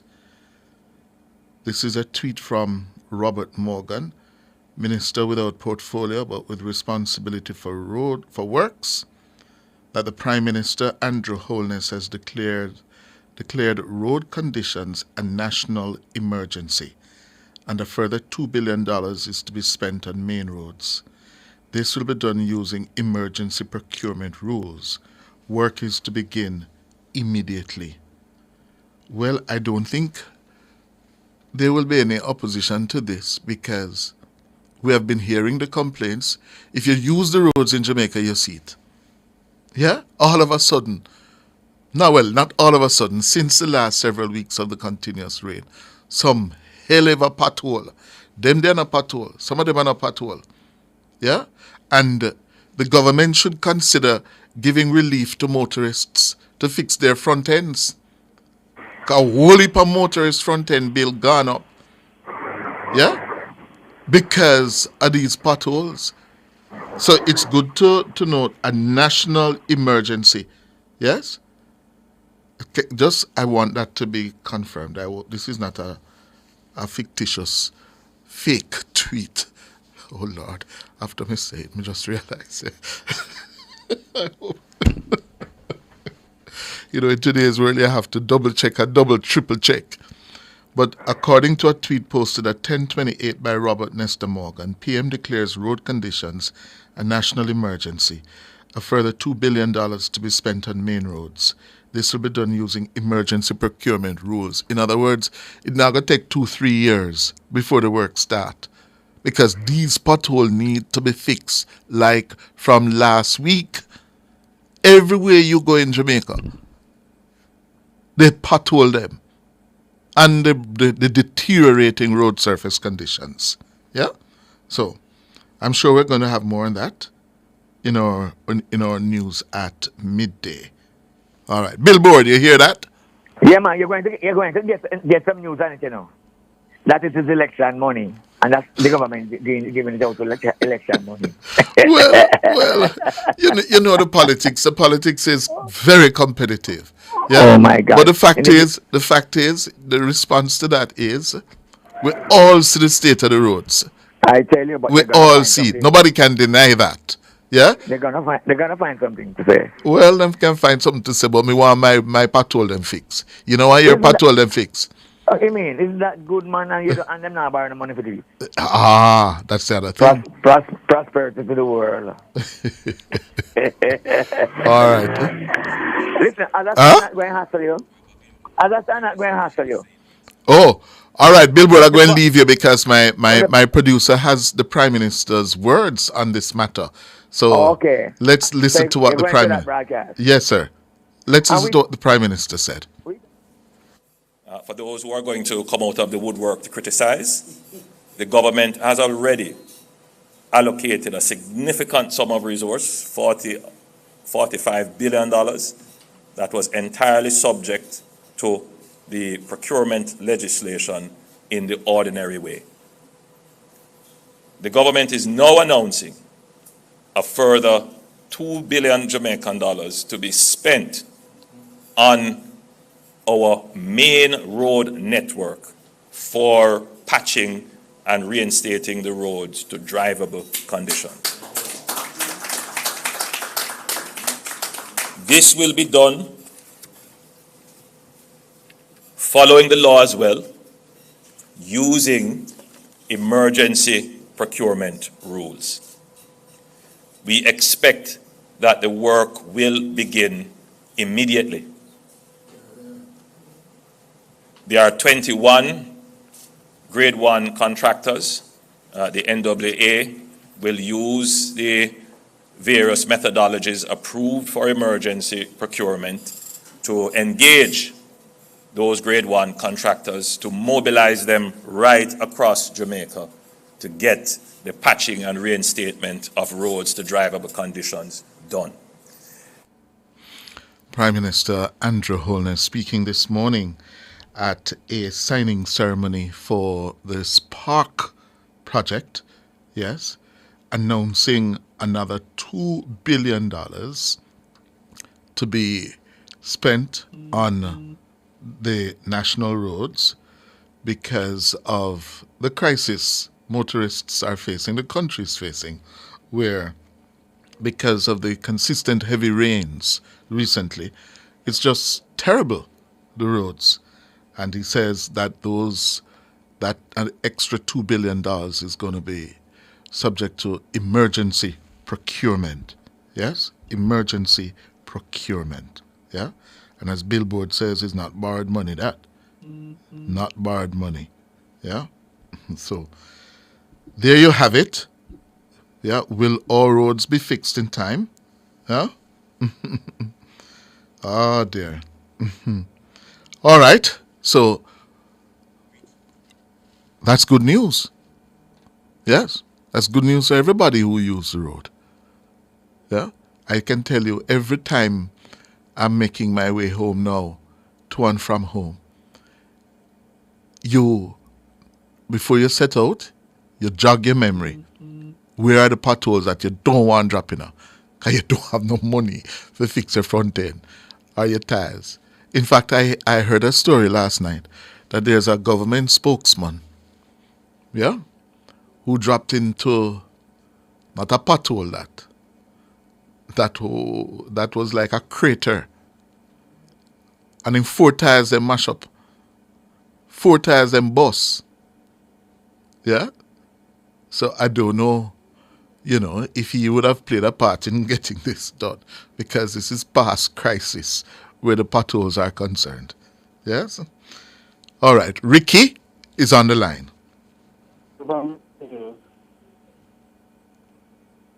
Hello?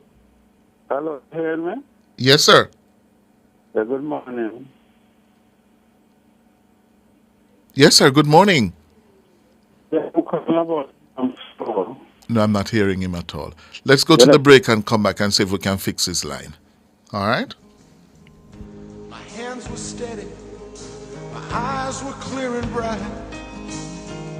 My walk had purpose, my steps were quick and light,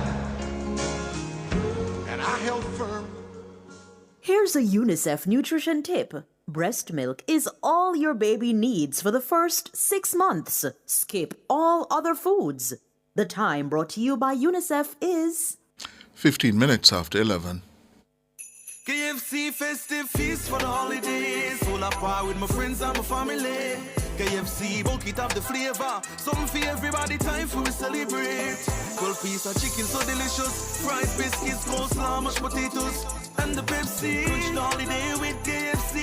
It's the festive feast for you and Crunch the holidays with the KFC festive feast. 12 pieces of delicious chicken, sides, and a 2-liter Pepsi. Try our new KFC dessert biscuits. KFC, it's finger licking good.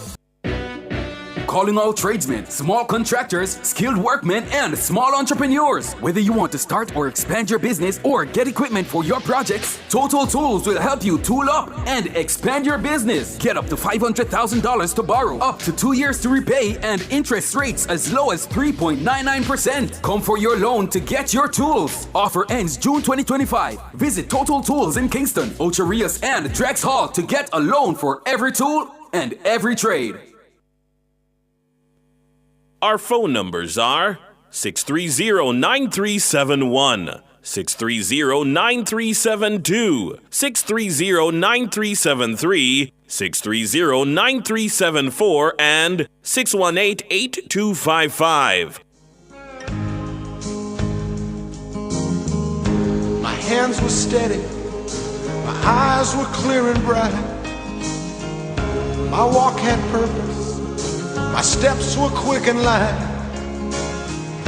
and I held firm to what I felt was right, like a rock, like a rock. I was strong as I could be. 17 minutes after 11, Abigail, who called me earlier, the 17-year-old young lady who is now learning to her astonishment that she has had a TRN from age 12 that she wasn't aware about. Yes, she went to the Spanish Town tax office and they told her that the TRN that she has been using since 2022, is just one of 2 she has and she shouldn't be using it. Well, this is a perfect example of why the NIDS can't come too fast. For Abigail, the NIDS would be your perfect solution, Abby, because it cannot be replicated, because it's based on your biometric-based unique identification. TRN and the other forms of identification we have in Jamaica, like your driver's license, your passport, people can fake them. And of course, the NIDS, as you would know or may not know, Abby, virtually eliminates the duplication of your identity.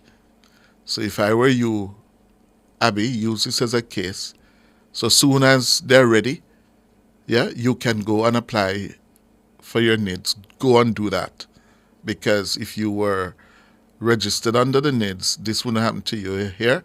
And for all of us, I can't wait for me to be able to get my NIDS ID, because as somebody who has to do business, it can be very laborious and inefficient use of time. Yeah? Everybody asks, I need a valid ID. Yeah? You have your NIDS, you flash your NIDS. That's it. NIDS don't expire. Your ID expire. Oh, Lord. Anyway, Ricky, good morning. Good morning. You hear me now? Yes, and speak up for me, Ricky. Okay, I'm calling about flow from last week Tuesday after service. I subsequently learned that it is the old I'm not hearing Ricky well at all. Ricky has a bad connection. Did he say slow or flow? Is flow? Ricky? Hello? Ricky? Yeah, you're not hearing me? I'm hearing you better, but the consistency is bad. The line is bad. I hear you 1 second and the next second I can hardly hear you. That's the service I've been getting from the other day. From who? Flo. From Flo? Yeah, but I'm calling about from last services done here and No, sir. No, sir, I can't do this. I can't do this. I can't give an intelligent response if I'm not hearing him well. Yeah? Michael, 20 minutes after 11. Sorry about that, Ricky. Yes, good morning, Chris, please. Good morning, Michael. Yes, actually, I have a problem with Flow as well. I got a loan from them in order to renew a data service on the 22nd of October. The loan, as I said, I got the loan was approved. From Flow? Yes. To do what? To renew a data service that I had purchased. A 7-day data service. When you say a loan, tell me how that works. I mean, no, so Flow not are giving you loan.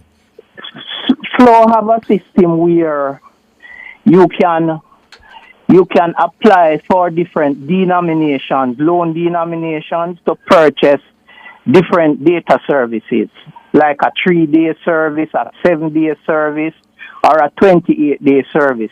They will send that credit to your phone pending a particular date when you would have to repay that loan in order to qualify for another loan. If you don't pay the loan by that date, then you cannot qualify for another loan. Mm-hmm. Okay, so I got the loan. The loan was approved, and it was supposed to be used to roll over once the loan is the credit is in your account. It would automatically roll over that 7-day service that you would have previously had. The problem is it was never used. In other words, Flow did not roll over the service because they were having technical problems. Uh-huh. This is from the 22nd of October. Now, it has passed the date for which this loan should be repaid. Yes. I have still not gotten to use that particular loan. So I'm now liable for the loan because it was placed on my phone. The credit was placed on my phone. Mm-hmm. But Flow, given the technical glitches that they were having, it was never, it couldn't be used yes. to roll over that data service, that 7-day data service. So what have you done? I have called them numerous times. You need to go in and see them. You know, the problem is, I call them, they investigated, they say, yes, you have a legitimate case. We have seen where you got the loan, but because of the technical problems we have, it was never used to renew the service, and therefore we are going to, they use the term escalate. We are going to escalate it. Mm-hmm. The problem is there is no connection between the people in customer service and the team that does the escalation. Mm-hmm. So all the customer service reps can do is send over the information to say, please escalate this problem. But in terms of intervening to sir, see the only thing I can do, is to give publicity and hope that Flow, will react. That this is not good for them at all and their business. And this is more than a month. This is a month and nearly 2 weeks, and still no resolution to this problem. No, Flow has a customer service problem, sir. Based on the complaints I get, it has a serious customer service problem. What I see happening is the left hand does not know what the right hand is doing. There's no continuity between departments. So somebody cannot intervene and say, this is a severe case. Mhm. We have had numerous complaints from this particular customer. Please resolve it. They cannot do that because the team that is doing the resolution is not in touch with the team that is actually doing the complaining. So I cannot understand what is going on. And that is why they have It is a major gross customer inefficiency service at problem. that level. And that is why they have a major customer service problem. Because without that coordination, they can't deliver quality service to you, their end users. Yes? And not only that, what I find is that whenever you call them about a particular problem, Mm-hmm. they have to repeat the process of asking you the same question. In other words, there is no information in the database to say, yes, you're calling from this number, and therefore they take it from there. You have to tell them, give them your ID all over, your Yes. telephone number, all the information that you have already supplied them. You have to re-give them that information. You have to repeat that kind of information. So Yes. it seems so inefficient, so laborious. I mean, it is All right, sir. extremely frustrating. Well, Flo, you know you have a problem. Yes? You need to fix your problems so your customers can give us a break from calling us every day. Yeah? Flow ain't flowing. Come on. All right, so I have to run leave you. But let's hope you shame them into getting the work done, eh? All right. All right. Now, we reported earlier that we were having reports of two bomb threats. One at the Spanish Town Courthouse in St. Catherine and one at the Halfway Tree Courthouse in St. Andrew. We have an update now from Superintendent Rory Martin of the St. Andrew Central Police. Here's what Superintendent Rory Martin told us. About 20 minutes to 30 minutes ago, we received a report from the courthouse, that's the Kingston St. Andrew Price Court, with an arbitrary that there that a threat of a bomb in the building. We have since evacuated the building and we are conducting investigations in the matter. We are awaiting the experts to come to sweep the property and then we'll take it further from there. So that's Superintendent Rory Martin. If you could just repeat that for me. Yeah. And you'll see video now of outside the premises of the Halfway Tree Courthouse. People evacuated on the outside. Yes. Taking cover. It's raining on the outside as well, it looks like. And people across the building, across the road, yeah, having been evacuated from the Halfway Tree Courthouse. And this is what Superintendent Rory Martin just told us. About 20 minutes to 30 minutes ago, we received a report from the courthouse, that's the Kingston St. Andrew Price Court, with an arbitrary that there that a threat of a bomb in the building. We have since evacuated the building and we are conducting investigations in the matter. We are awaiting the experts to come to sweep the property and then we'll take it further from there. Well. So that's the situation at Halfway Tree. Also, Spanish Town Courthouse. So two well-used courthouses, Spanish Town and Halfway Tree.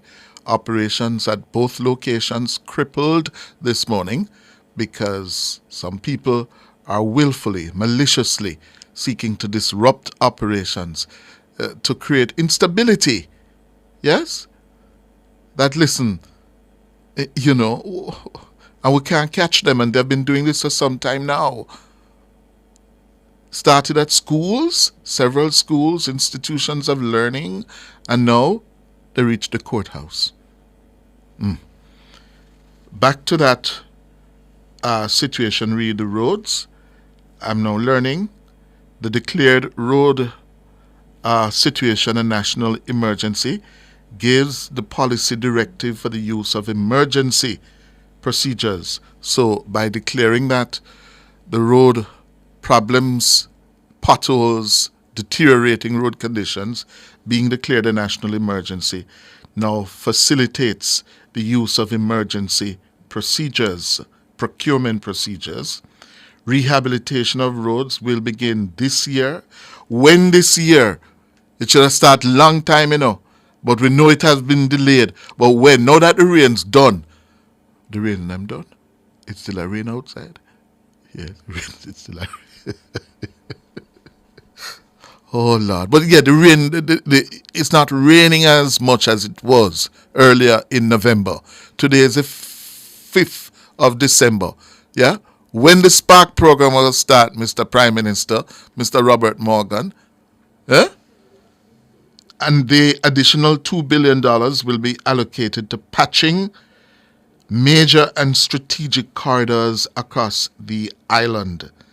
And I'm being told that weather is still a concern, but they will mobilize and work around the weather. Yeah? So, $2 billion more to patch roads. Yeah? And, someone from the Office of the Prime Minister just responded to say, work to begin this month on the Spark program. This month when? This week? Weekend coming? Yeah? Or Christmas Day, Nora say. We want the road work to start, man. It's mashing us up badly. Yeah? So, that's the word we're getting. Yeah? All right. It's time for the break. My hands were steady. My eyes were clear and bright. My walk had purpose. My steps were quick and light. And I held firm to what I felt was right. Get it all in one go. Download and sign up now. The time by the 1JN Passport app is 29 minutes to noon. Tune in to Nationwide 90 FM, the new revolution in media. Stay ahead of the curve with our cutting-edge reporting and accurate breaking news coverage. We are having an earthquake. Oh, God. Hear it here first on Nationwide 90 FM. Is that really Cliff Hughes talking? Tune in, turn up the volume, and listen. We bring a mix of news, entertainment, and sports to your lives. Nationwide 90 FM's live and continuous coverage of the World Championships in Budapest, Hungary. News and discussions week mornings. Coming up in the news at 6 for this morning. Entertainment in the afternoons, then news again in the evenings. Nationwide news at this hour. Fired.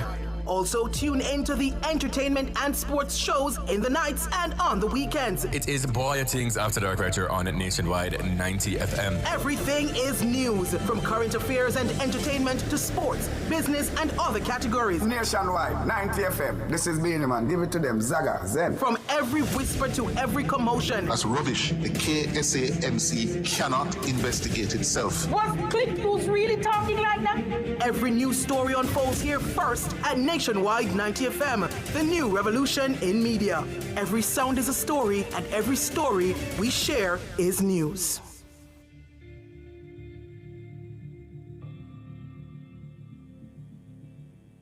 Our phone numbers are 630-9371, 630-9372, 630-9373, 630-9374, and 618-8255.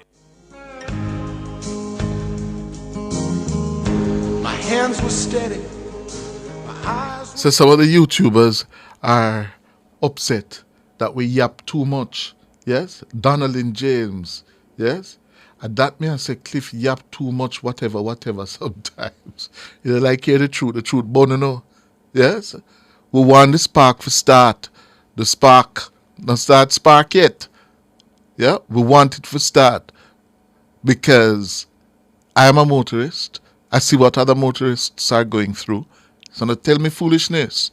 Yes? Rain still a fall, but it not fall so much now. Start it. Yes? Start it. You're not lucky. You know why you hear the truth. Oh. 11:34. Who do I have? Michelle, good morning. Hi, Mr. Hughes. Good morning. Good morning. Now, I'm just using your program because I'm so upset with Bank of Nova Scotia. Now, I've been a customer. Lord, so it was Flo. It was Flo this morning. Now BNS, Bank of Nova Scotia. Where them there? Believe you me. And let me tell you something, sir. When you're being called saying that you're a delinquent customer, it grieves your heart. Now, I was issued an American Express credit card. Okay, fine. When I realized that I really don't need another credit card, I called the mobile service, and I said to the gentleman, this is it. Can you remove, I'm closing this card, can you remove it from my account? He said, absolutely, no problem, it will be done. Now, Mr. Hughes, for the last 6 months, it was not showing on my banking stuff. It was just nil. Now, after about 2 months, I realized I was seeing an interest of like $90,000. And I'm like, what's going on? Is this an error? So anyway, my bad. I left it. And again, I was called by the people saying I'm delinquent in my payment. I said, payment? I've never used the card. The card is, I've asked them to close the card. She says, well, ma'am, can you not pay the interest but pay the late fee? I said, late fee for what? I've not used it. She says, okay, go into the bank and make a report.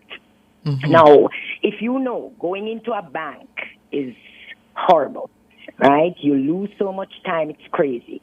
So I decided I bank at Halfway Tree, and I decided I use Constant Spring because that's where it's easier for me. Mm-hmm. So I went into Constant Spring. The young man, I did a report. He sent it off. I was sent something through their mail saying that I have a number, like number 2, and they will respond. The response was that it was closed. And of course, I'm saying, okay, great, closed. Then I was called again from their service saying, I owe this money. I'm delinquent and all of that. I said, but I wrote a report. They say, ma'am, whatever.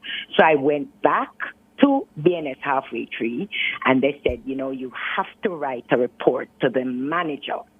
Now, Mr. Hughes, I am a customer of BNS, wherever, Ocho Rios, wherever.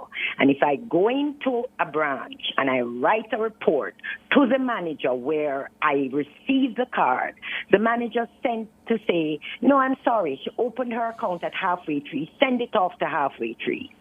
Now, you see the runaround for they're saying I'm delinquent. So, okay, fine. I forwarded the letter to Halfway Tree. Up to this day, I have not received not even an acknowledgement from BNS Halfway Tree to say there is a problem, let's see where it is and what can happen. And I'm constantly being called by these people that I am a delinquent customer. Now, these things are, it's so, I really believe it's the tardiness of these people. Customer service, not so bad at BNS, but you wait very long, but the workers are great. But the tardiness in responding to something that I would think is important. Yes. So as we speak, what is the status of your complaint? Are they still insisting that you pay late fees or whatever fee? Well, when you say that, what is the status? If I check my account constantly, and it is still there. Oh. That means they have not looked at it. Oh. And how do you do that to a customer? I don't, as a matter of fact, I shredded the American Express card. I don't want it. And I called and I said to the gentleman, he says, okay, I'm so sorry, the whole story. Why? And I said, because I have enough cards. I don't need any more credit. Thank you. And he said, not a problem. Your account is closed. Now, for about 6 months, nothing was shown on my statement. Then all of a sudden, I saw interest. And I'm like, what is this? And I called and they said, well, you need to go into the branch. And of course, I'm saying, when do I go? Because if you go end of month, you stay forever. If you go the beginning of a month, you waste all your day. And I had to choose a time. And I did all of that. The latest thing now, I wrote a letter at Constant Spring, sent it to the manager there. He looked at it and he said, oh, she's a customer at Halfway Tree. Tell her to the Halfway Tree will deal with it. Now, I believe that was very, for me, if I'm a customer of BNS, wherever it is, you can handle the matter. Right. I believe, yeah? Anyway, I went into my car, sat in my car, forwarded the letter to Halfway Tree. Up to today, my account is still reflecting that I owe these people interest plus late fees that I've not, I don't even know the card. Can't tell you the number of the card because I've shredded the card. Yes. Yes. No, BNS, what I'm saying is, and why I'm making it public, is that I think just as how I'm seeming to be so eager to have this thing removed, treat your customers the same. Mm-hmm. Respond. Yes. Give me a call. My numbers are there if you want to get me about something else. You say you have been a customer at BNS for how many years? 35 years.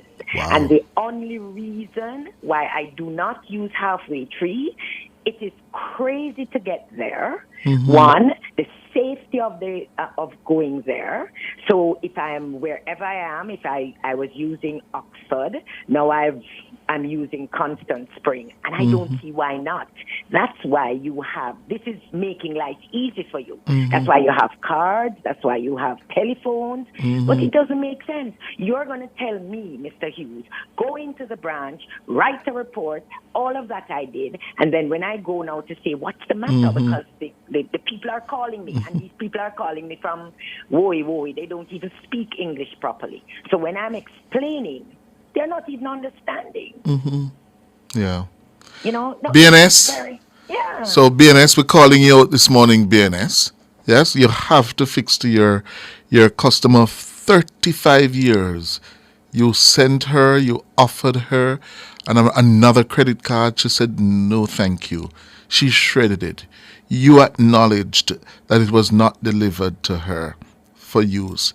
And now you're telling her she owes you money, for several months. You promised to deal with it, you have not dealt with it. Come on, BNS. And then the thing, Mr. Hughes, is, are you really looking at your customer's account? Because initially, when I called the Scotia line, or whatever, the telephone number for Scotia, the gentleman said no problem. And when I checked my statement, there was nothing on the account, which meant I felt, okay, great, it's closed. And after 6 months, you're going to send me interest, my statement showing interest, and then to make it even worse, you're going to tell me this is for late fee. Mm-hmm. And then you have your people calling me to tell me, okay, ma'am, can you just pay the late fee? What is that? Mm-hmm. Yeah. What is that? You know what I'm saying? And then you're going to say at the end of the conversation, you're a delinquent customer. Mm-hmm. No, man. Totally unacceptable. Totally unacceptable. Totally. Yeah. And this is why I had to go public. Waited very long for you, but I think it was worth it. Thank you very much. Take care. Would you like to leave your name and number with us so that, because they may very well respond, yes? Because they don't like to hear these calls made publicly on a popular platform such as ours, Yeah, but Mr. Hughes, it's when it's happening to you, yes, you really understand. When people call you and say this is happening, it's really bad, and then you have people calling you to say you're delinquent. Right. No man. And I mean, can I tell you something? Mm-hmm. I worked at NCB. I left NCB and I said, you know what? Let me go to BNS and have all my accounts there. And this is how they're handling me. Mm. It's really bad. Yeah. It's a tardiness of communication. Yes. Thank you very much, ma'am. Hold on for Nora. We're going to take your name and contact number in the event that they call us. Okay? Take care. Time for the break. My hands were steady, my eyes were clear and bright. My walk had purpose, my steps were quick and light. And I held firm to what I felt was right, like a rock. Like a rock. I was strong as I could be, like a rock. Nothing ever got to me, like a rock. I was something to see. Furnitureland is Jamaica's premier furniture retailer when searching for stylish and elegant pieces this Christmas. Located at 112 Constant Spring Road, open Sundays until Christmas. The time by Furnitureland is... Comments time, 11:45. I only have Hanes. Make yourself comfortable in authentic Hanes underwear. Nothing beats the never out of style ultra soft 100% premium cotton Hanes underwear. Hanes Comfort Fit V, crew neck and A shirts, absorbent Hanes socks, Comfort Flex Hanes boxer briefs for men, and stylish itch-free Hanes underwear for women and kids. Make yourself comfortable this holiday season, inside, out, and underneath with Hanes underwear for that cool all-day comfort everyone deserves. I only have Hanes for you. Our phone numbers are 630-9371, 630-9372, 630-9373, 630-9374, and 618-8255. My hands were steady, my eyes were clear and bright. My walk had purpose, my steps were quick and light, and I held firm to what I felt was right, like a rock. All right, our next caller, Miss Veronica Carnegie. Good morning. I'm so glad to get you today. Yes? Yes, I want to talk about our civil service. Our civil service is outdated.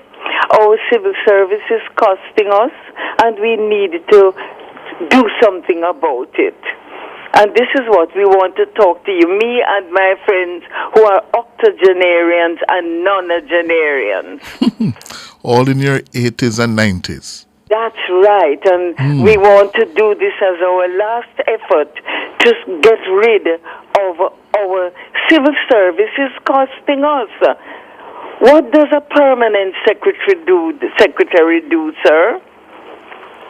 Who is a permanent secretary? Well, you know, Mrs. Carnegie, that's the chief accounting officer in every ministry. They are, apart from the minister, they are to make sure that the government's programs and policies are efficiently implemented and provide benefits to the people of Jamaica.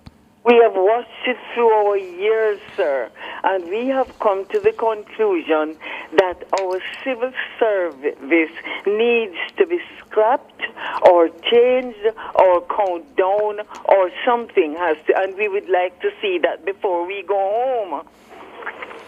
And we want to suggest that, one, we have a ministry of sports first. Jamaica must have its own big ministry of sports.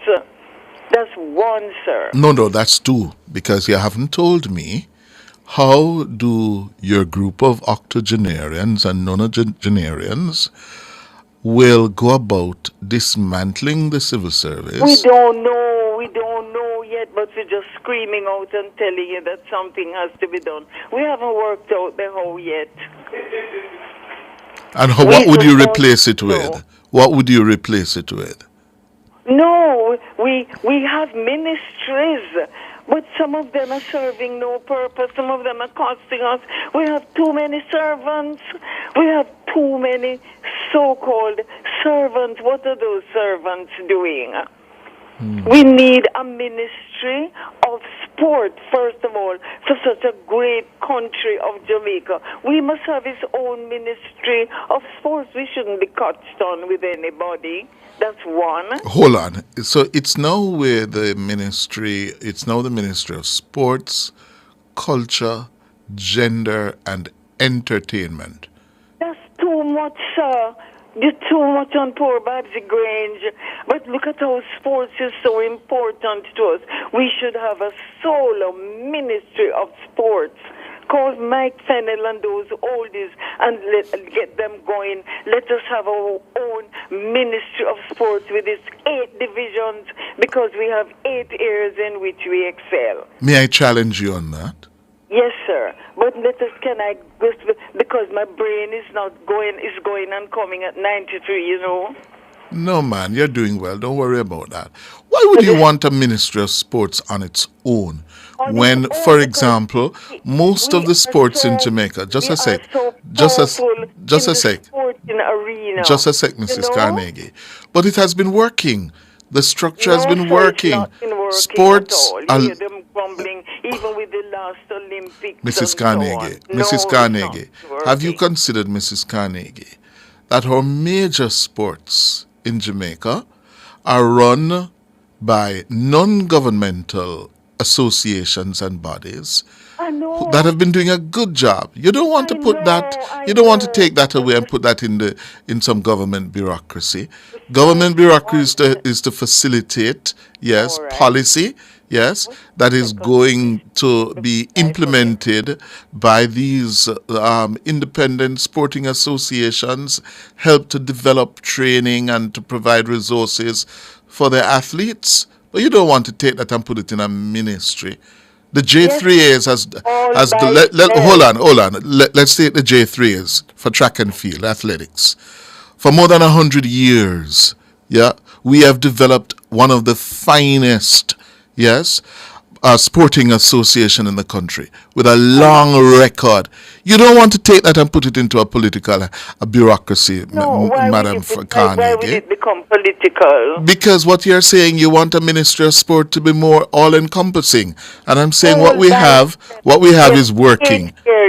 8 areas in which we are excelling so well, and we are now working. Miss Grange has done so well, touching this and touching entertainment and everything. We just thought that sport would be by itself. And I'm saying that when you look at, for example, or athletics, yeah, the J3A system has worked. Exactly. From 1911, I think, if my memory serves me correctly, the first track, boys and girls track event in Jamaica, it has worked. Why are you going to change that? I'm just setting it up. Look at football. Football works. JFF has had its problem. But no, leave it where it is. If it ain't broke, don't fix it. Let's leave that one. Let me move before I forget. The next one is the Ministry of Transport. We must have transport by itself, man. Transport can't be there cuts down here and the one minister beating out himself at so and so. Transport must be by itself. We are pleading for that. That's the ministry. Where is it now? It is where the telecommunications and science. Lord have mercy, and so many other things a man has on his hands, and transport is a big thing. So we can even have the private ones, and we don't have all this thing on the what they call it now, route taxi and this taxi, and all transport is in a mess. Transport must have a ministry by itself. I will come on now. Please let me run on now because the thing is. Yes, go ahead, Mrs. Carnegie. The other thing now is the third one is the Ministry of Essential Services, Mr. Essential Services. People are bawling. We must own ministry. We can't have any monopoly and anything. We must have a big thing, Ministry of Essential Services. And what are those essential services that it would cover? The water, the light. Oh my Father, what are essential services? The water, the light. What's the other one again? No, man. Water, light, the roads and works. I think there are 4 areas, no? I think roads, water, light, and the JPS. Yes, NWC water. Yeah. NWA. Works, roads. Yes. Yes. Even, all right. But so you'd put all of those under one ministry? Yes, sir. And so we don't have JPS and OUR and we're bawling. If you ever see my light bill and I live alone, it is just crying out loud. You know? But we need help with that now. No monopoly with JPS. No. And we need a ministry taken care by, especially when you explain to the people what essential services are. So we have a ministry of that. Mm-hmm. I don't even remember now because you see, I'm getting shaky now. You know? Your head's still strong. Yes, you see, so that's what I wanted to talk to you about. I like that. I like the fact that you and your group of friends are thinking. Yes. Yeah, that's a good thing. Yes. But we can't move. We can't run again, you know. No, we can't run again. My say it eyes is. are failing me too, you know. Yes. But the mouth is still strong, eh? Yes, and the brain alert and alive. Yes. That is good. That's very good. But I'm just thinking about the practicality of what you are suggesting, Mrs. Carnegie. Yes. And our civil service, because it's top heavy too. You have so many secretaries. And another thing I must tell you about, we have to deal with the heap of consultants. We have to save money with the heap of consultants, sir. So how you going to save money? You're going to create more ministry, Mrs. Carnegie. You're going to create a ministry of sports, a ministry of essential services. Some of those, but I'm putting these 3 or 4 as essential, man. Mm-hmm. Because you have to close some of them. Some of them are not doing anything. Some of the civil servants, because there are so many servants, they're stepping on each other and sitting on each other, and they are top heavy. About permanent what? What you mean by that? Permanent what? But you know that is a British colonial legacy from Westminster. And so you know that. Doing with it. Well, you know that the permanent secretary is a British Westminster legacy. Yes? I know, but can't we change it? Why can't we change even when we're 99?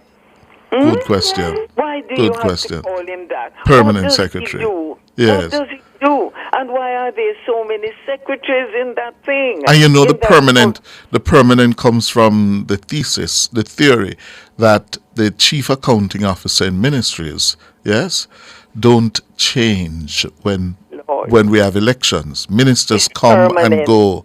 Ministers come and go, but the chief accounting officer, the permanent secretary, doesn't. No. And you see, everything is so fast now. Why does it take you so long? When I call my bill or whatever, it takes me so long in this modern age of technology. You know, you and I and you younger ones can get us straightened up with the ministry of this and the ministry of that within 24 days if you go with the technology that we have. Why does it take us 6 months to pay our bills? Why does it take in these modern times? Tell me. It shouldn't. Well, Mrs. Carnegie, thanks for calling and keep on calling. Yes? Yes. We're out of time. It's time for the news. Don't forget Excelsior, you have to squeeze that in. No, man, I can't forget Excelsior. Cannot. All right, Mrs. Carnegie. Aggie Animo to the world. Okay, that's where we're going to leave it for the morning session. We're going to make way now for the world at noon with George Davis. Okay, God help us. That's it. We'll be back at 12:30. And I held firm to what I felt was right, like a rock. Like a rock. I was strong as I could be, like a rock. Nothing ever got to me, like a rock. I was something to see, like a rock.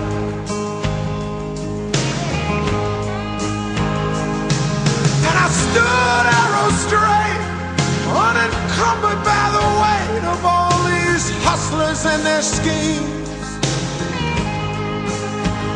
I stood proud, I stood tall, high above it all. I still believed in my dreams.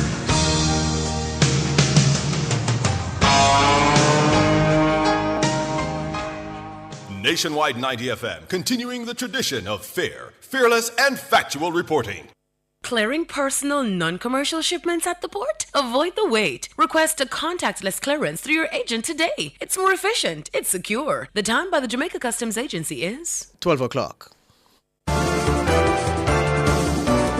It's credible and factual. The World at Noon on Nationwide 90 FM.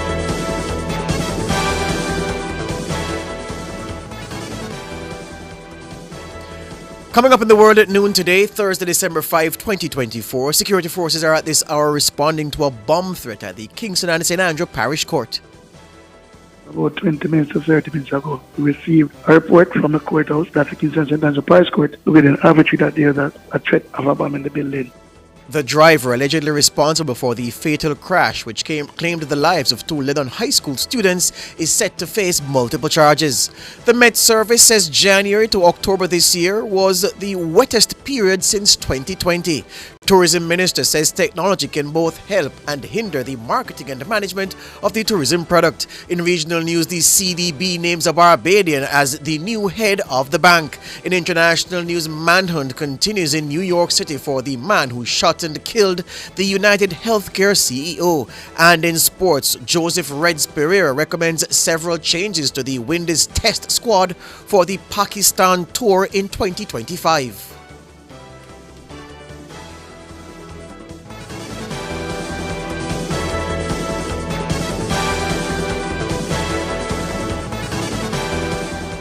If it's news, it's got to be Nationwide 90 FM. The Midday News is brought to you by Total Tools.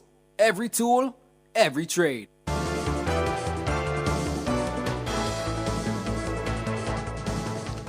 Now to the details. Persons in and around the Kingston and St. Andrew Parish Court were forced to evacuate the premises earlier on Thursday amid reports of a bomb threat. Members of the Jamaica Fire Brigade and the Jamaica Constabulary Force are currently on location. Both the Halfway Tree Police Station and Halfway Tree Fire Station are situated mere yards away from the court building. Commanding officer for the St. Andrew Central Police Division, Superintendent Rory Martin, says the team is awaiting the arrival of the bomb squad. About 20 minutes to 30 minutes ago, we received a report from the courthouse, that's the Kingston and St. Andrew Parish Court, within Advertisements that there is a threat of a bomb in the building. We have since evacuated the building and we are conducting investigations in the matter. We are awaiting the experts to come to sweep the property and then we'll take it further from there. Superintendent Rory Martin, commanding officer for St. Andrew Central. There has been a string of bomb hoaxes since the start of the year. Several of them have targeted schools, court facilities and business places in the corporate area and St. Catherine. The driver allegedly responsible for the fatal crash, which claimed the lives of two students from Lennon High School in Clarendon, is set to face multiple charges. The crash occurred on Monday, December 2, along the Bustamante Highway. The 34-year-old driver of the Subaru motorcar involved in the crash attempted to flee the island, but was nabbed by the police. He was pointed out at an identification parade. Assistant Commissioner of Police in charge of the Public Safety and the Traffic Enforcement Branch, PSTEB, Gary McKenzie, confirmed the charges. The investigation surrounding the traffic crash in Clarendon that unfortunately claimed the two lives of the students from Lennon High, that investigation is quite advanced. The driver is still in custody. An ID parade was held yesterday. He was pointed out and we are doing what we should in terms of the investigations. We expect that in pretty soon order he will be charged for a number of offences. The expected offences that he may be charged for include 2 counts of dangerous driving, operating a vehicle without PPV road licenses, no insurance coverage, and failure to obey the police when he was stopped. That's Gary McKenzie, Assistant Commissioner of Police in charge of PSTEB. The incident has left several other students nursing injuries, including one for whom a blood appeal has been made. The island recorded close to 1,600 millimeters of accumulated rainfall from January to October this year, making the period the wettest 10 months since 2020. That's according to data provided by the Meteorological Service of Jamaica. The data is based on historical averages. Head of the Climate Branch at the Met Service, Jacqueline Spence Hemmings, spoke with our news center. We are launching our new 30-year mean 1991 to 2020, and we are seeing changes in the rainfall patterns.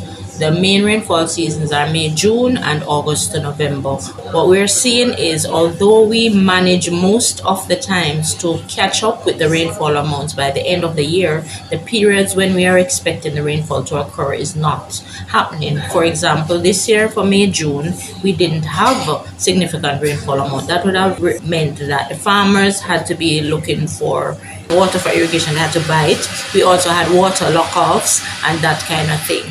Additionally, for the August to November, the rainfall didn't occur as we would expect, and when it did come, you would have it coming with such an intensity that created flooding situations.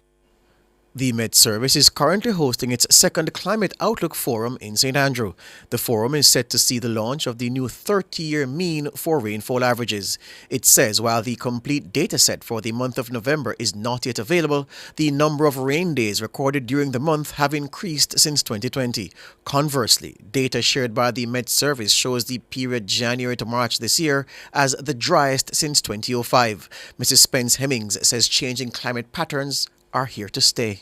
Although we might still not be seeing reduction in the total accumulated amount over if we look at the entire period for Jamaica for this year, for example, because of the pattern changing, the times when we expect the rainfall not happening, the intensity of the rainfall increasing, we are now going to be having significant challenges of extended droughts, then intense rainfalls which occur result in flooding.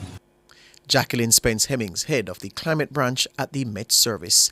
Meanwhile, Spence Hemmings says the Met Service is recommending that flood waters be harvested for irrigation use. We are also having a situation where our drains were not built to accommodate the rainfall intensity we are now seeing. So we're looking now to calculate new return periods, which will inform the NAA and other agencies to look at what the drainage system and framework will have to look like going forward to try to, capture this. We are also suggesting if there can be capture of flood water, this is something we should do because this water can be used for irrigation purposes instead of us currently using potable water for irrigation.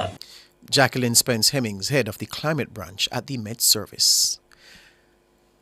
Prime Minister Andrew Holness has declared Jamaica's road situation a national emergency. The Prime Minister has allocated a further $2 billion to effect repairs to the main road network. He says the amount is in addition to the $3 billion allocated under the REACH program. He made the disclosure at a press conference at Jamaica House on Thursday morning. Mr. Holness says the work will be done under emergency procurement rules, with work set to begin immediately. Also at the press briefing, the Prime Minister announced that China Harbour Engineering Company Czech is the contractor for the government's $45 billion shared prosperity through accelerated improvement to our road network, or SPARK project, set to begin this month. Again, Czech China Harbour Engineering Company.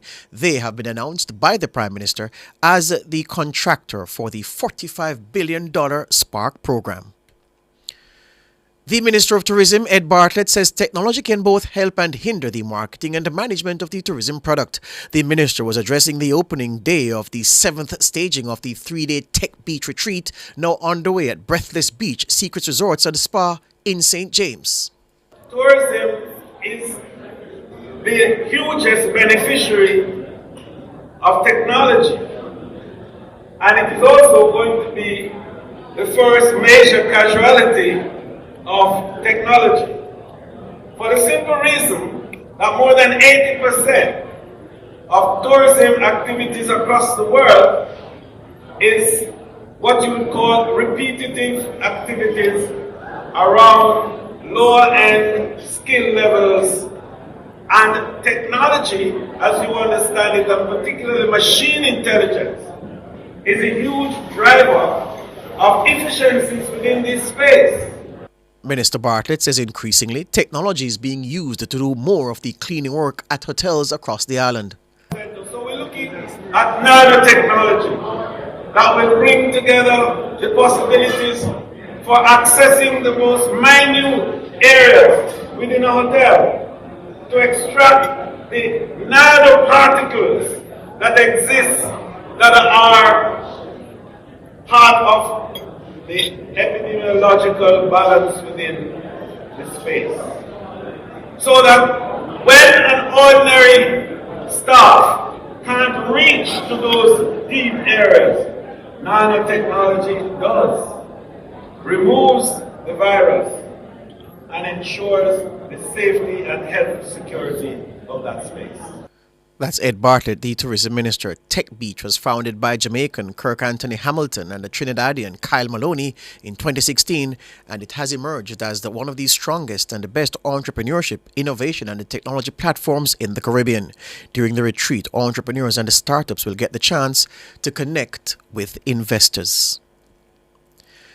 The National Water Commission (NWC) has responded to a water supply problem at the Mona campus of the University of the West Indies. This follows the suspension of operations on campus on Wednesday, December 4 due to a disruption in the water supply. Acting Vice President of Operations at NWC, Dr. Philippa Campbell Francis, says the team worked diligently to implement interim measures to maintain water access to the campus. NWC has noted that it will continue to monitor the situation and work closely with the UWI's management to address water needs. Members of staff of the University of the West Indies Global Campus in Jamaica have withdrawn their services due to the non-payment of their November salaries. A statement on Thursday morning from the West Indies Group of University Teachers WIGUT said members are also now wondering whether they will receive their December salaries and outstanding monies in time for Christmas. WIGUT is calling for an emergency meeting with the management of the campus to resolve the issue. The union says its action will remain in effect until then. To some regional news now. The Caribbean Development Bank CDB has elected a Barbadian national, Daniel Best, as its 7th president.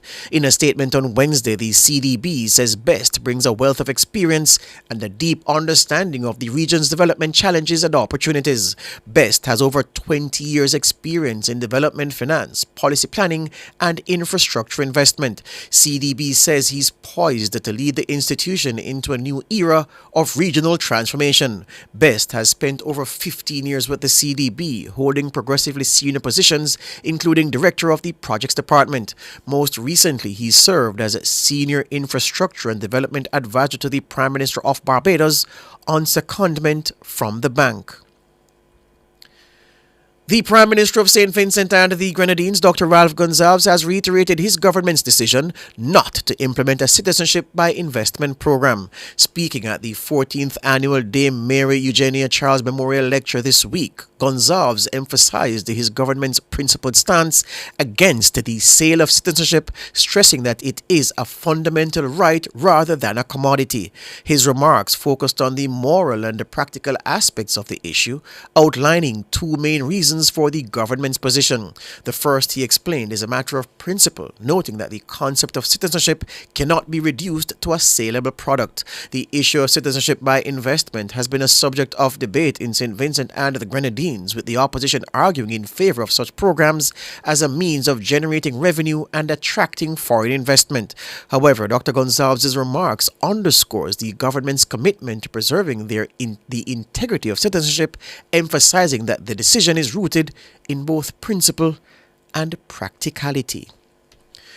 Further afield now, a manhunt continues in New York City as police comb through a vast network of private and public surveillance cameras and pursue leads in search of the person who shot and killed the United Healthcare CEO Brian Thompson on Wednesday morning.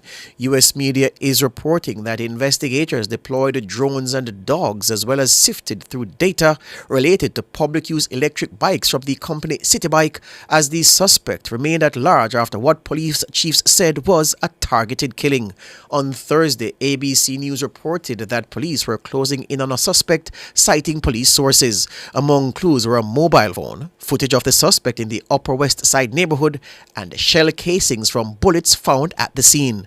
The shell casings had the words "deny," "defend," and "depose" written on them. Police searched a hostel in a neighborhood where the suspect is believed to have stayed.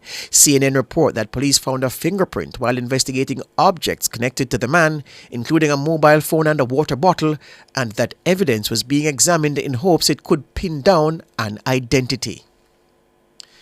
In Britain, the National Health Service NHS is facing a quademic of health emergencies as it heads into winter, with hospitals busier than ever for this time of year. Senior doctors say the number of people in hospital with flu in England has more than quadrupled compared with last year, while cases of COVID norovirus and respiratory syncytial virus are also on the rise. The National Medical Director of the NHS says he fears the number of admissions would increase further unless the public took action to protect themselves with flu, COVID, and RSV jabs.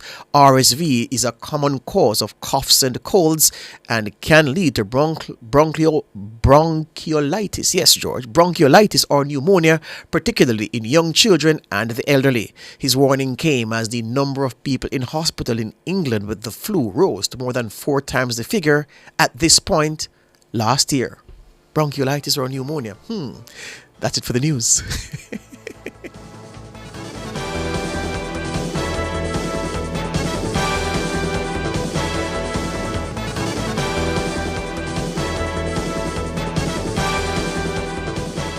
The Midday News was brought to you by Total Tools.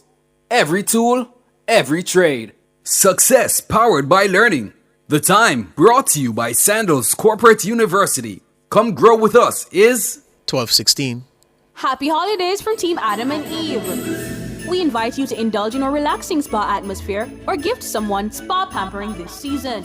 Visit us at www.adamandevedayspaja.com for e-certificates or WhatsApp 876-567-2142. Relax, refresh, and respite with us today. We have Christmas packages starting at $8,500.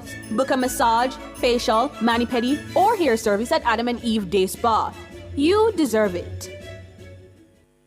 Are you ready to turn your sales and marketing skills into high earnings? Nationwide 90 FM is searching for business development executives to build lasting client relationships. If you have experience across all stages of the sales cycle and possess strong communication, negotiation, and time management skills with a proven sales track record, this opportunity is perfect for you. Join our team and work with the top corporate brands, media agencies, and of course, our on-air personalities. Enjoy networking opportunities, professional growth, and competitive commissions. Ready to take the next step? Send your resume to hr@nationwidenewsnetwork.com today. From the Nationwide News Network, comprehensive, up-to-the-minute local and international sports news, this is the Nationwide Sports at Noon. Good afternoon. With your sports report, I'm Alex Ribby. We bowl things off with some cricket as following the drawn 2-test series between the West Indies and Bangladesh, veteran cricket commentator Joseph Reds Pereira is suggesting several changes to the squad for the 2-test tour of Pakistan in 2025. The Windies will play Pakistan in the first test at the National Stadium in Karachi from January 16 to 20, with the second test set for the Multan Cricket Stadium from January 24 to 28. Pereira recommends that the selectors name a spin-based bowling attack for the tour. Well, I don't see Atenas going. He needs to go back to the windwards and play in the 25 first-class season. There is a doubt to whether Louis can make the cut as an opener against a much better attack than the Bangladeshis got. Pakistan at home will be a handful for him. I think there is a need to give De Silva a rest. I think Imlach has earned his keep as a standby. De Silva's keeping and batting has been very poor. The newcomers into the batting, I see Carty and Hart staying, but I like to see Hope getting the vice-captain position and Chase coming in. The spinners will be Moti and Warrican. I think the fast bowling attack will be the same, although we might have to play one less fast bowler with more of a spin base. But certainly both Azari and Sharma Joseph will have to be a lot more economical, a lot more better with their line and length. They were very expensive against the Bangladeshis. Let's see what Kohli and Mike Bascom will produce. Veteran cricket commentator Joseph Reds Pereira. Now to netball, as Homewood Technical will be contesting the Issa Rural Area Under-16 and Under-19 netball finals for the second year in a row at the National Indoor Sports Centre starting this afternoon at 1. Coach of Homewood, Catherine Graham Powell, says they deserve to be crowned double champions. This year we're back again. Juniors a much stronger team than we were last year. We have some persons from the last year team. I think the girls are in good spirit. I have a set of girls. They are really focused. They are putting the work. And at this point, I really think that we deserve this double. So we're going to go at it with everything that we have. And hopefully at the end of it, the universe will see it fit to grant us that double. In the junior section, Homewood will take on defending champions Manchester, while Denby and Homewood will do battle in the senior league. Graham Powell says the juniors are eager to reverse the results from last season. We have our opponent. We're not taking anything for granted. We always respect our opponent. But we are poised for a double, and the girls are going out there to give it all that they have. And at the end of the day, if the double is ours, we're going to get it. So we're not worried about who is better than who and who is. We are just going out there to play netball. We are trusting that at the end of the day, we will come out victorious on both sides. Carleen Graham Powell. Meanwhile, the Urban Under-16 final, St. Hughes take on Wolmer's, while the Queen's Schools and St. Catherine battle in the Under-19 category. Now to footballers, Fulham will entertain Brighton at Craven Cottage in the English Premier League this afternoon at 2:30. Brighton have 6 wins from their 13 league games and sits 5th on the league table, while Fulham are 12th with 4 points behind.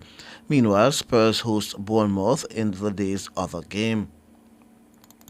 Now to basketballers, Arden, St. George's College and St. Catherine were all winners in yesterday's round of matches in both the Under-16 and Under-19 Issa schoolboy basketball competition.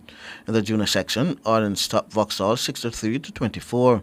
St. George's beat Mona 88-23 and St. Catherine whipped Bridgeport 88-33. Meanwhile, in the senior section, St. George's stopped Mona 52-44. St. Catherine beat Bridgeport 85-28 and Arden hammered Vauxhall 115-27. The Milwaukee Bucks' 7-game winning streak ended with a defeat by the Atlanta Hawks, while the Los Angeles Lakers were thrashed by the Miami Heat in the NBA last night. The Bucks had won their past 4 games in the NBA and 3 in the NBA Cup, but were unable to maintain an early 10-point lead as they fell 119-104 in Milwaukee. Bucks star Giannis Antetokounmpo scored 31 points, while teammate Damian Lillard added 25. But Jalen Johnson and DeAndre Hunter hit back with 23 and 20 points respectively as Atlanta recorded a 5th straight victory. Next up for the Bucks is a trip to reigning NBA champions, the Boston Celtics, while Hawks will face the Lakers, who suffered their heaviest defeat of the season in a 134-93 loss to the Miami Heat. Elsewhere, NBA champions the Boston Celtics beat the Detroit Pistons 130-120 despite the absence of Jason Tatum, while the Orlando Magic bounced back from a heavy loss to the New York Knicks with a 106-102 victory over the injury-hit 76ers in Philadelphia. The LA Clippers lost to the Timberwolves for a second time in the space of 5 days, 108-80, while the Brooklyn Nets defeated the Indiana Pacers 99-90. The World Athletics Council Committee today take action against gender-based violence and made a series of other decisions ranging from competition updates to further drive the organization's innovation agenda during the 236th World Athletics Council meeting in Monaco on December 3 and 4. Building on the extensive work done by World Athletics to expand safeguarding measures in the sport, World Athletics Council, working alongside the Athletes Commission and the Gender Leadership Task Force, has identified campaigning against gender-based violence as a priority. 1 in 3 women worldwide face violence in their lifetime, with recent high-profile cases in Africa sending shockwaves through the sport. Gender-based violence is a global issue, with all 18 members of the Athletes Commission from 18 different countries across all 6 areas highlighting the impact and extent of gender-based violence in their regions. And finally, in swimming, at the recent Coconut Cup held in the Cayman Islands, Leary Fahey was in record-breaking form. The Cayman Islands swimmer, who competes regularly in Jamaica, took down age group records in 5 events. The Bold School student went home to swim for his club Cayman Bay Aquatic. Racing in the 13 to 14 age group and competing in the 25-meter pool, he took down the 200 meters backstroke record from 2 minutes 11.76 seconds to 2 minutes 10.93. The 200 meters individual medley record was 2 minutes 15.33 seconds. He broke it in the heats with a swim of 2 minutes 14.44 seconds, and again in the final with a time of 2 minutes 12.36 seconds. Fahey lowered the 50 meters backstroke record twice as well. He took it from 27.90 seconds to 27.50, then 27.01. The 100 meters backstroke record was 59.81 seconds, and he lowered it to 59.20. In the 200 meters freestyle, the record was 1 minute 59.14 seconds. It now stands at 1 minute 57.76. Fahey also won the 50 meters freestyle in 24.60 seconds and the 100 meters freestyle in 53.48 seconds. I'm Alex Ribby, and that's your sports.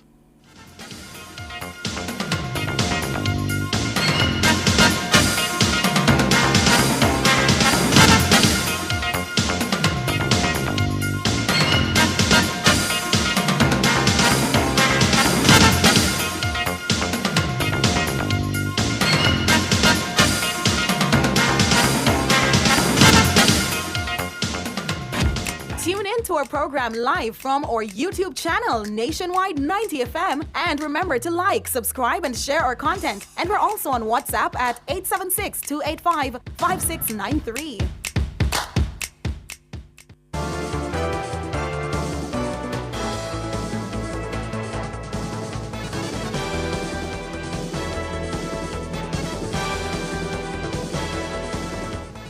Recapping the top stories making the world at noon today, Thursday, December 5, 2024. The security forces are at this hour responding to a bomb threat at the Kingston and St. Andrew Parish Court in Halfway Tree. Prime Minister Holness allocates $2 billion for emergency road repairs. That's on top of the $3 billion already allocated under the REACH program. And the Prime Minister names China Harbour Engineering Company Czech as the contractor for the $45 billion Spark program set to begin this month. And the Met Service says January to October this year was the wettest 10-month period on record since the year 2020. That's it for the news and sports on Nationwide 90 FM at this time. A pleasant good afternoon, and of course stay tuned. Cliff Hughes returns with the Stinger Honeybee for the 12:30 segment. And the 12:30 segment, Mr. Williams? Oh my God. Hey, the most sucky youth. I swear to you. We break now for Cliff Hughes coming with timeline at 12:30.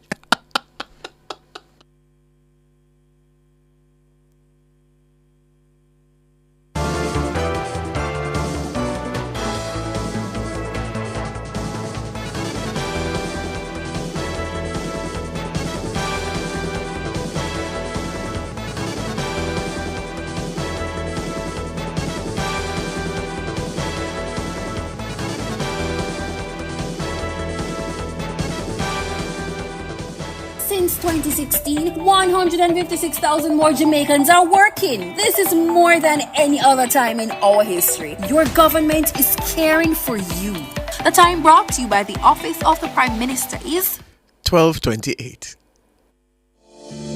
Attention all data protection enthusiasts. Tune in to Nationwide 90 FM every Tuesday at 8:20 a.m. and Thursday at 8:25 a.m. for a new program, Data Protection Matters. Starting June 4, 2024, join us as we delve into crucial topics that will keep you informed and compliant. Data Protection Matters is hosted by Chuck Cameron, founder of Design Privacy, your trusted partner in data protection. Don't miss out. That's every Tuesday morning at 8:20 and every Thursday at 8:25 a.m. Stay protected, stay informed with Nationwide 90 FM and Design Privacy. Tune in to Nationwide 90 FM, the new revolution in media. Stay ahead of the curve with our cutting-edge reporting and accurate breaking news coverage. We're having an earthquake.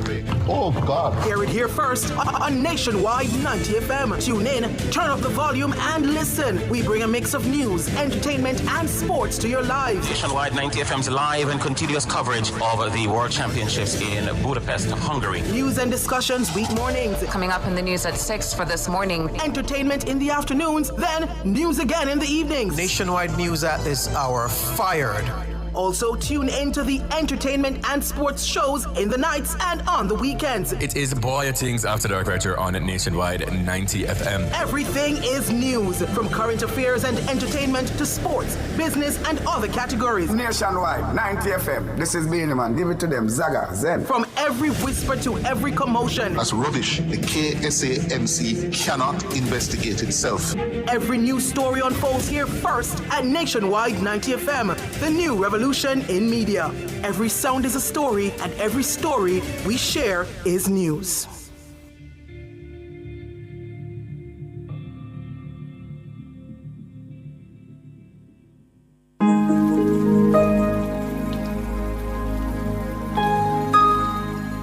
Hi there.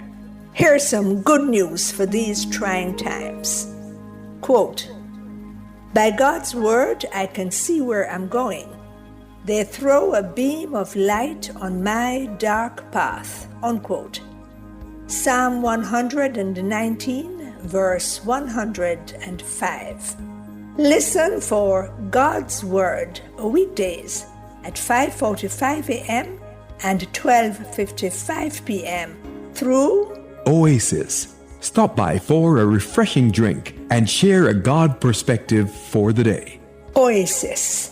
Weekdays 5:45 a.m. and 12:55 p.m. right here on Nationwide, a revolution in media. The rebroadcast of the Oasis can be heard weekdays at 5:45 a.m. But is this real? Hey Greg, come look at this. Oh my, it's happening. Mr. Daniels, the numbers keep getting bigger and bigger. Sir, the clicks are off the charts. Hello, sales? What's the emergency? 9,000 clicks in one day? 3,000 order? So how much we have left? What? I soon call you back. Mr. Nakamoto, it's Danny from Jamaica. I need 5,000 of the big ones. We're back in business. Yes, sir. Arigato. Suene. Amplify your brand. Let Nationwide 90 FM assist you in tapping into a captivated audience across our social media platforms. For more information, contact us at 876-630-1210 or sales@nationwidenewsnetwork.com. Businesses, companies, and entrepreneurs, let's supercharge your brand. Catch the E-Zone with me, the Stinger Honeybee, alongside Kareem Boy Things as we turn up the heat in the street. New show. New vibes. Same us. Monday to Friday, 3 to 5 p.m. Right here on Nationwide 90 FM. We'll bring you entertainment news. We'll take away your Monday blues. You don't want to miss a week with us. We'll talk health. Well, jump into the mix. Or the hot seat. Don't miss the brain buster. Or the crazy giveaways. I mean, is this planet Earth? Is it? I don't know. Let me check. Either way, it's got a buzz. And a Bugatti. Ow.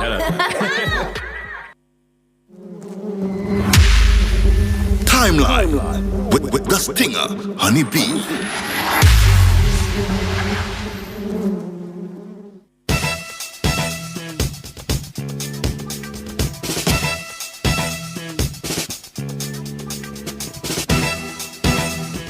Good afternoon, 12:34 in the afternoon. It's all about what's trending now. On the timeline, she's back, Honeybee. She abandoned us yesterday. Thank you so much. She has resurfaced today. I'm feeling better. Thank you so much for asking. You're feeling better? I am. Oh, I'm not Give asking. thanks. No, I'm not asking. How are you? I'm fine without you. Oh, no, because I missed you. It was devastating. Yes. What? Good to have you back with us. Thank you very much. I'm happy to be back. Now let's dive in. Congratulatory messages are still coming in for the MOBA Award nominees. Now yesterday, news broke that Popcorn, Shensia, Skillibang, Spice, Valiant, and YG Marley will vie for the Best Caribbean Music Act title at the 2025 MOBA Awards, which celebrates music of black origin in the United Kingdom. British actor Kingsley Ben-Adir has also earned a nomination in the Best Performance in a TV show/film category. The Trinidadian heritage actor is recognized for his critically acclaimed portrayal of a reggae icon, Bob Marley, in the biopic Bob Marley One Love. Now, YG Marley stands out as the sole first-time nominee in the category. The 2025 MOBA Awards will mark a significant milestone by hosting its first ever event in Newcastle at the Utilita Arena on February 18, 2025. So congratulations to all the nominees. And of course, big up to YG Marley in his first nomination. And British actor Kingsley Ben-Adir. We agreed that he did do a pretty good job portraying Bob. You know what I'm saying? So, big up, guys. And I hope anybody can win at this point. So, anybody that wins, I'll be fine with it. All right, moving on. What are your plans for later? As in yes, tonight? it's a real question, yeah. Go on, my bed and sleep. Got me bed asleep. Oh. Yes. You know it's raining outside, right? Yes. Jeez, it's boy, I'm telling you. It's been raining for weeks. For weeks, and I cannot complain. I love it.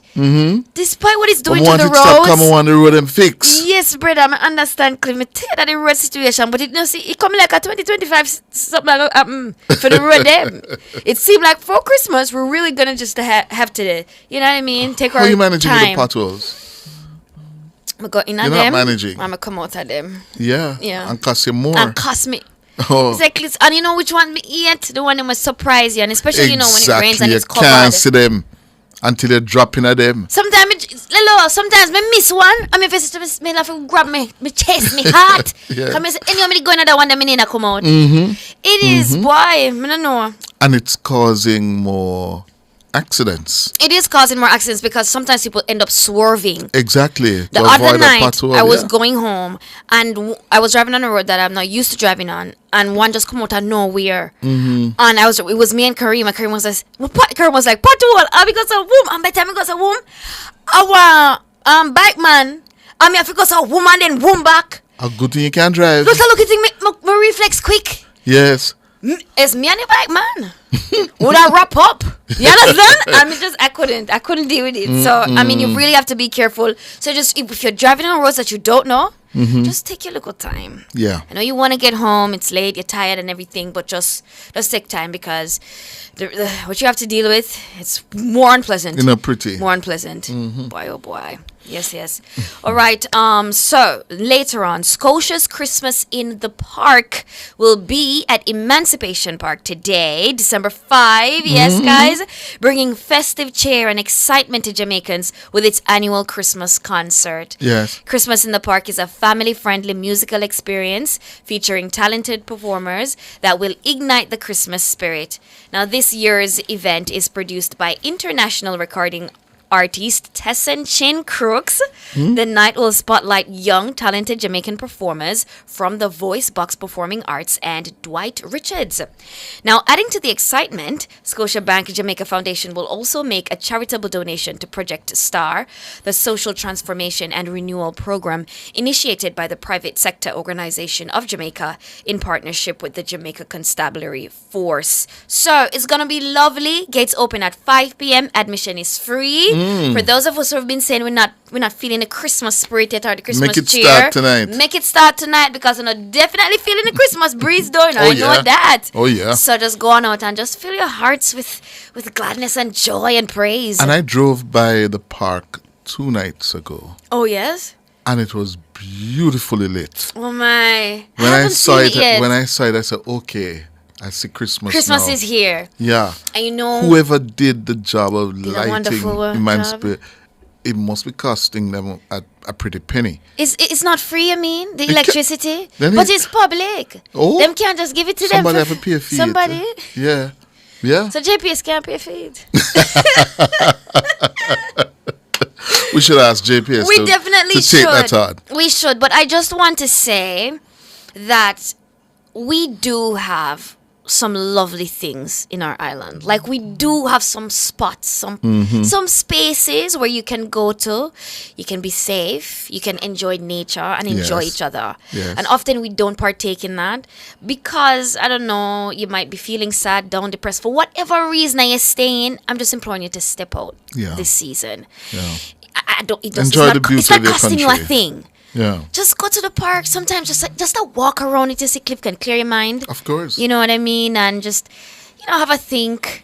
I think best when I'm walking. There we go. You know what I mean? If you have a friend, go with a friend. If you don't have a friend, go by yourself. Yeah. It's okay. You just breathe. Just breathe some fresh good air in the morning, early morning, and you clear your head and you think more logically. Yeah. Yeah, man. Listen, nature is healing, and it's there and it's free. Yeah. Okay. Yes, indeed. All right. Moving on now. What's the latest with Moya and TJ? Well, based on social media updates, it appears that the couple has sought legal advice to address the issue that has been dominating local social media since the weekend. On Wednesday evening, Moya posted a telling photo on TikTok tagged with Vybz Kartel's song Last Man Standing / Don't Run. Now, the photo shared by Moya shows a wall inscription reading, the law offices of Peter C. Champagne. Peter Champagne. Now, implying that she and TJ are taking legal action, and we have a clip of that. If you're watching on YouTube, you'll see it right there. So it's just a photograph showing the office of the law offices of Peter C. Champagne. Now, a big lawyer, you know. Yes, me realize big money. It's a big piece, thank God. Now, social media users are speculating that the song may be a subtle jab at Ramesh, as it coincided with images of him at the airport that surfaced online on Tuesday. About him fleeing Jamaica? Right. But however, it is not confirmed if the clip is a recent video. But someone did upload, a video of him at the airport. Now, meanwhile, in a live stream, TJ gave shout outs to various local entities and individuals, including Nationwide's Cliff Hughes. Me? Look, yes. Yes. Remember, you're big and broad, You understand? You have to... Hey, Indicom, Spice, and others. Now, Spice even joined him live and last night, apparently, for a TikTok match. Or producer Natalie Nita did up until 2 a.m. last night. Last night, Cliff on the live. Can you imagine? Apparently it was very festive over there. And Spice, our dancehall queen, she ended up being #1 on the podium of the US TikTok stream. Oh. And that means when you are #1 on a TikTok stream, it means that at this moment you have the most gifts. Oh. Yes. Okay. So, I mean, it's a coveted spot. Okay. You understand? And so on. But we do have a clip here of some of what went on last night and the big up. Yes, I need a special. This is a special shout out to Cliff Hughes. A Nationwide, right? Nationwide. Big up to Nationwide Radio. You see me? On a part of the voice that has been heard. Big up Nationwide. Yes. So Cliff, big up yourself. Big up you, yeah. So interestingly, there's also a video. Thank you, Mr. Tug Life. There's also a video on TikTok of me explaining the situation to you, and I don't know if you've seen it, to Nora, but it's hilarious. People are always commenting me explaining the situation to my grandfather, or me.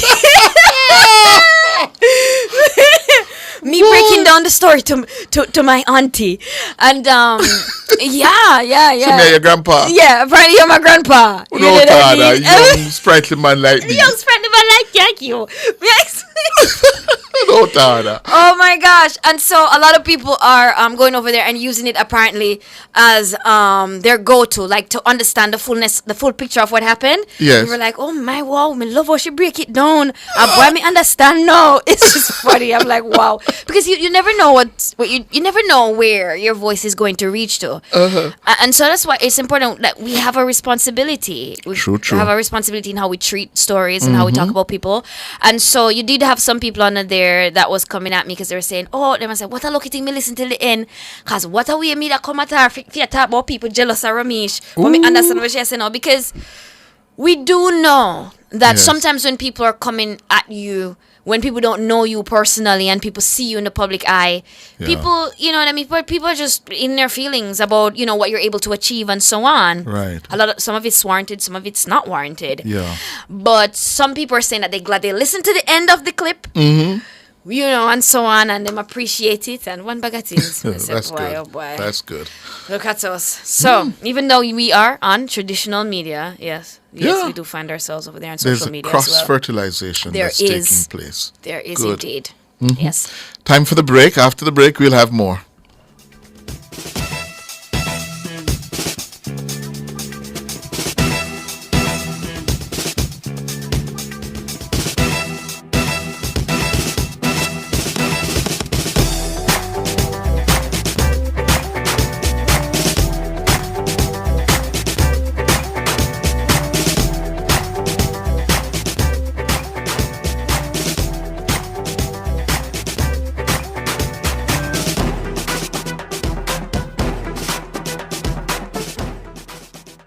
Celebrate with the winning spirit. Ray Rum. The time by Ray and Nephew White Overproof Rum is 14 minutes to 1.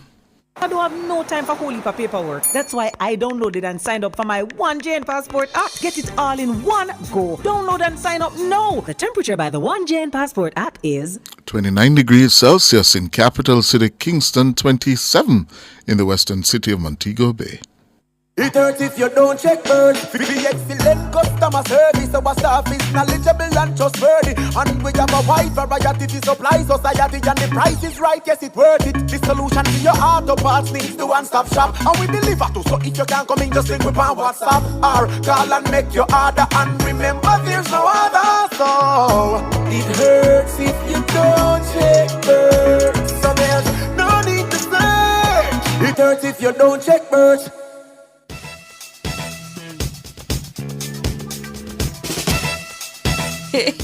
All right, 13 minutes to 1. We're back with you, Honeybee. Yes, indeed. Listen, Cliff, we have to do our job, and we have to, when we can evoke and inspire change, we do that. Right. You know what I mean? Of course. In this particular circumstance and situation that happened, it was very unfortunate. And I saw where if people hadn't encouraged them to perhaps seek legal counsel, they just would have, you know what I mean, let it slide. Yeah. It shouldn't. And it shouldn't. It's the sort of thing that you really have to stand up. You have to stand up for yourself. And by doing so, you are helping the cause to ensure that it doesn't happen next time. Yes. Or the propensity for it to happen again is reduced. Exactly.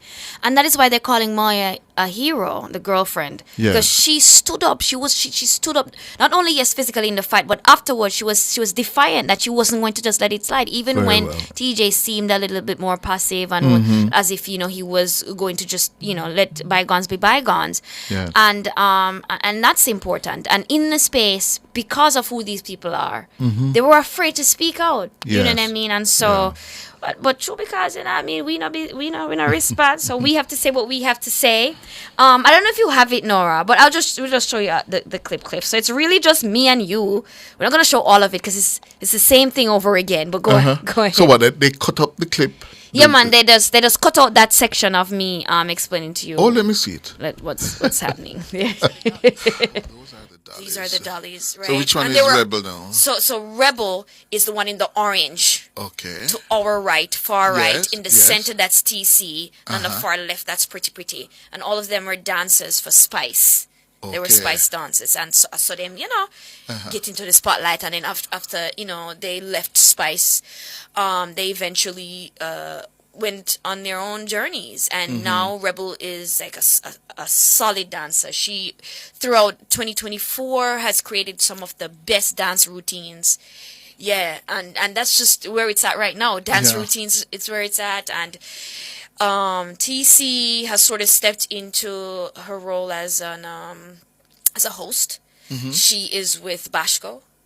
Okay. Yes, and you know what Elva used to do when she walk around and tell the people them say this and that you have to buy and so. Yes, and Pretty now is focused on her music. She's getting into the dancehall sphere as an artist. Yeah, so things are going for them. You understand? So Rebel is Rebel's party. So people come out. The young people are out. The TikTokers are out. To support Rebel. Yes, and so in the TikTok community. So I'm just gonna read some of the comments here from the post. So people are saying Cliff is giving favorite uncle vibes. You understand? Somebody's saying, "Lady, I appreciate you explaining this because me did last. I am like Cliff Hughes." That's forever. Oh my gosh, may I tell you? Somebody said, Melissa, like I first may hear this story. Someone else is like a PowerPoint presentation to explain this. Somebody else, me telling my grandpa how to operate his smartphone. So, I mean, at the end of the day, you are right. And then somebody said, Cliff said, those are the dollies. Everybody love when you say that. There's quite a few comments there. Somebody said, when Cliff said, rubber the doll, that took me out. But yeah, you are right. It is that's good. It's critical. Yeah. Yes, indeed. So, what else you have left? Yeah, I see a comment here from MSS. So, in other words, someone is monetizing your work, Honeybee. Yes, MS. Yes, Cliff. We understand, and we're going to try and fix that because we can't have and we people. have to fit 2025. Exactly, 2025. We're going to fix that because we now appreciate that there are. What you call them? Social media bloggers. Yes. And platforms. And where they get the news? Right here. From these traditional sources. So what are we doing? Exactly. Because not everybody is sitting down and listening to Cliff Hughes and Honeybee right now at 12:51. Right. They're doing that at their own convenience on TikTok when someone else grabs the story and put it there. Yep. You know what I mean? So we have learned our lesson. Yeah. We have learned our lesson, and 2025 is going to be different. We're not going to allow people to just grab our stuff and monetize it to their benefit. Yes. Because they've never given you a commission yet. Don't it? Exactly. See, real chef Patricia say yes. At this me watch and learn. Say Rebel is a girl. All I know is Tony Rebel. Patricia, you don't easy at all.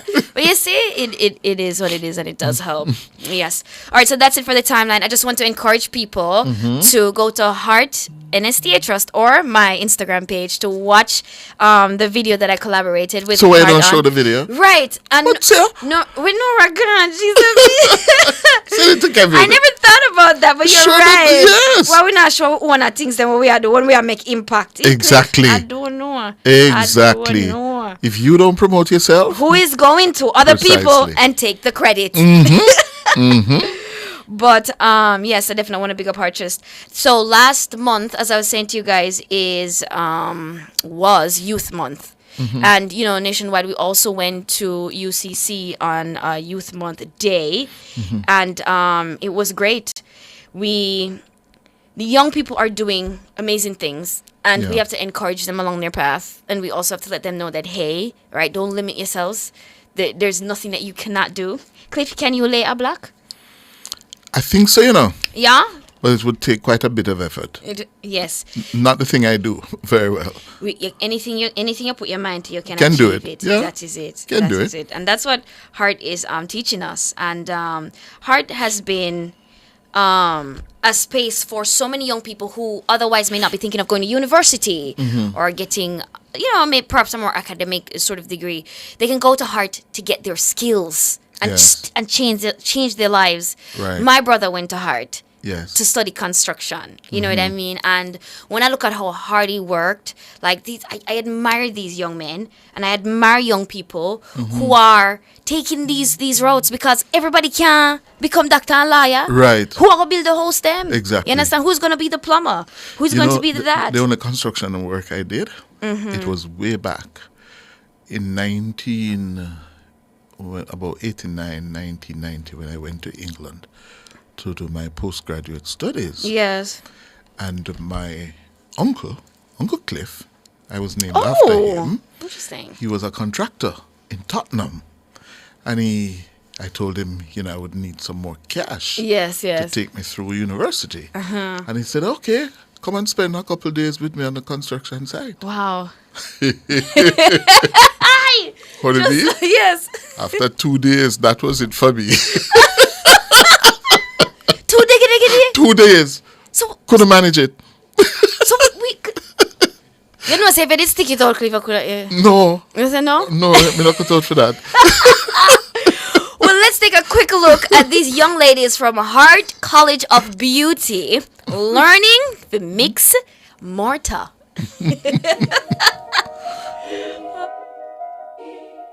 Hey Jamaica, it's the Stinger Honeybee, and I am so excited to welcome you to Youth Month 2024 Skills Swap. The Hart NSCA Trust has come up with a revolutionary initiative that's challenging gender roles and redefining what it means to be skilled in Jamaica. Today, we're swapping skills, swapping roles, and proving that talent and determination know no gender. So right now, you're gonna meet the dolls from Hart College of Beauty Services. Come on. Hi. You good? Yes, I'm good. Are you excited about today? Yes, I'm really excited for today. All right. Well, let the people know who you are. What's your name? Where you're from? Okay, so hi, I'm Sashane Graham. I'm from Hart College of Beauty Services, and I'm a beauty therapist. Nice. Are you specializing in anything? Yes, I really like massage, waxing, and facial. You know, I've been feeling really cranky, like right here. Yeah, you may have some knots in your back, Yeah, so you need to visit a spa. All right, awesome. Okay, so are you excited about swapping skills today? I mean, construction, you feel like I can manage? A little bit, but I'm ready. Yeah. Just, you need this to finish your look. Okay. Yeah. And you got this. Give me 5. I got it, girl. Girl, you're so gorgeous. What's your name? Antonique. Antonique. Where are you from? St. Thomas. St. Thomas? Yeah. So do you still live in St. Thomas and travel to Hart College? Yeah. Why did you decide to become a beautician? Well, I have a passion for beauty from in high school, so I'm just continuing my journey. And what are you specializing in? Beauty therapy. Beauty therapy? Wonderful. So today you're here to lay some block. Yeah. Are you ready? Yeah. Let me see your hand them. You can't do it, man. Fit feet, but we can't manage it. Got talent and determination. No, no gender.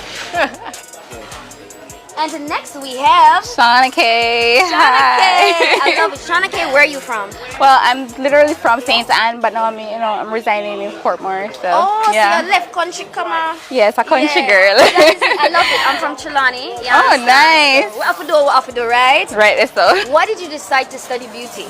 To be honest, I've always been into the entire makeup thing. I'm into animation, wanted to do cosplaying and everything. So I was like, you know what? Why not just take it up? Because it's something I'm interested in anyways. Wonderful. So I see you over there, I learn and I pay attention and everything. How do you feel about being a part of such a revolutionary initiative? I mean, switching roles like this? It feels good actually, because I always wanted to do this because my dad, when he's creating the house, I always wanted to know how to do it. So your father in build house? Yes. Nice. Yeah, so it's something that I'm interested in as well. So this is like a really good thing for me, right? You can call him later and say, your daddy, me know of a black, Right? So in time we're already we did it. All right, you go, girl. All right.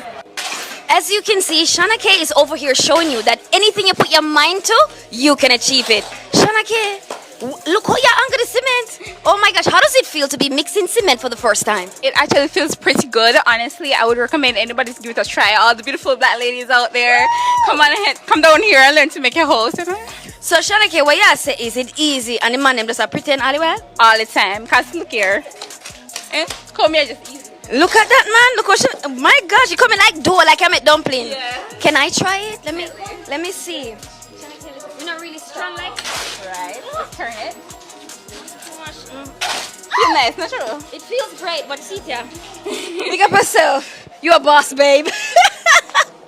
Obviously, I shouldn't have worn these shoes to this site, but we're learning every day. And talking about learning, so earlier I was referring to this here mixture as cement. But according to Nicola, our very awesome instructor, I not cement anymore, cement in the bag. Antonique, what is this mixture?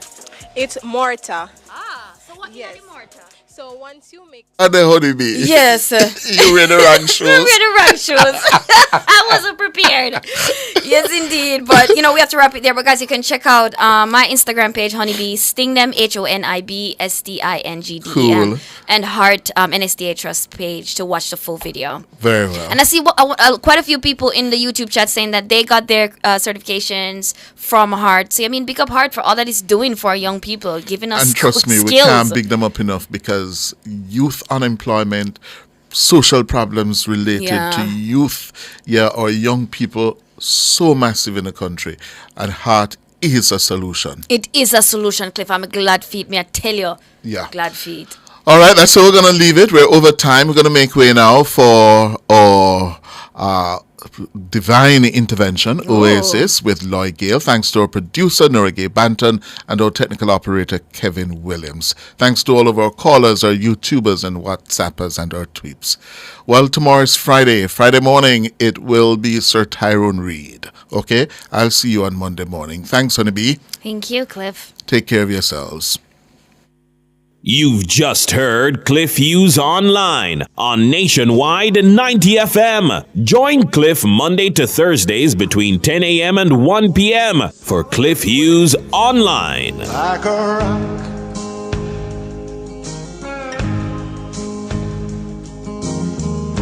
My hands were steady, my eyes were clear and bright.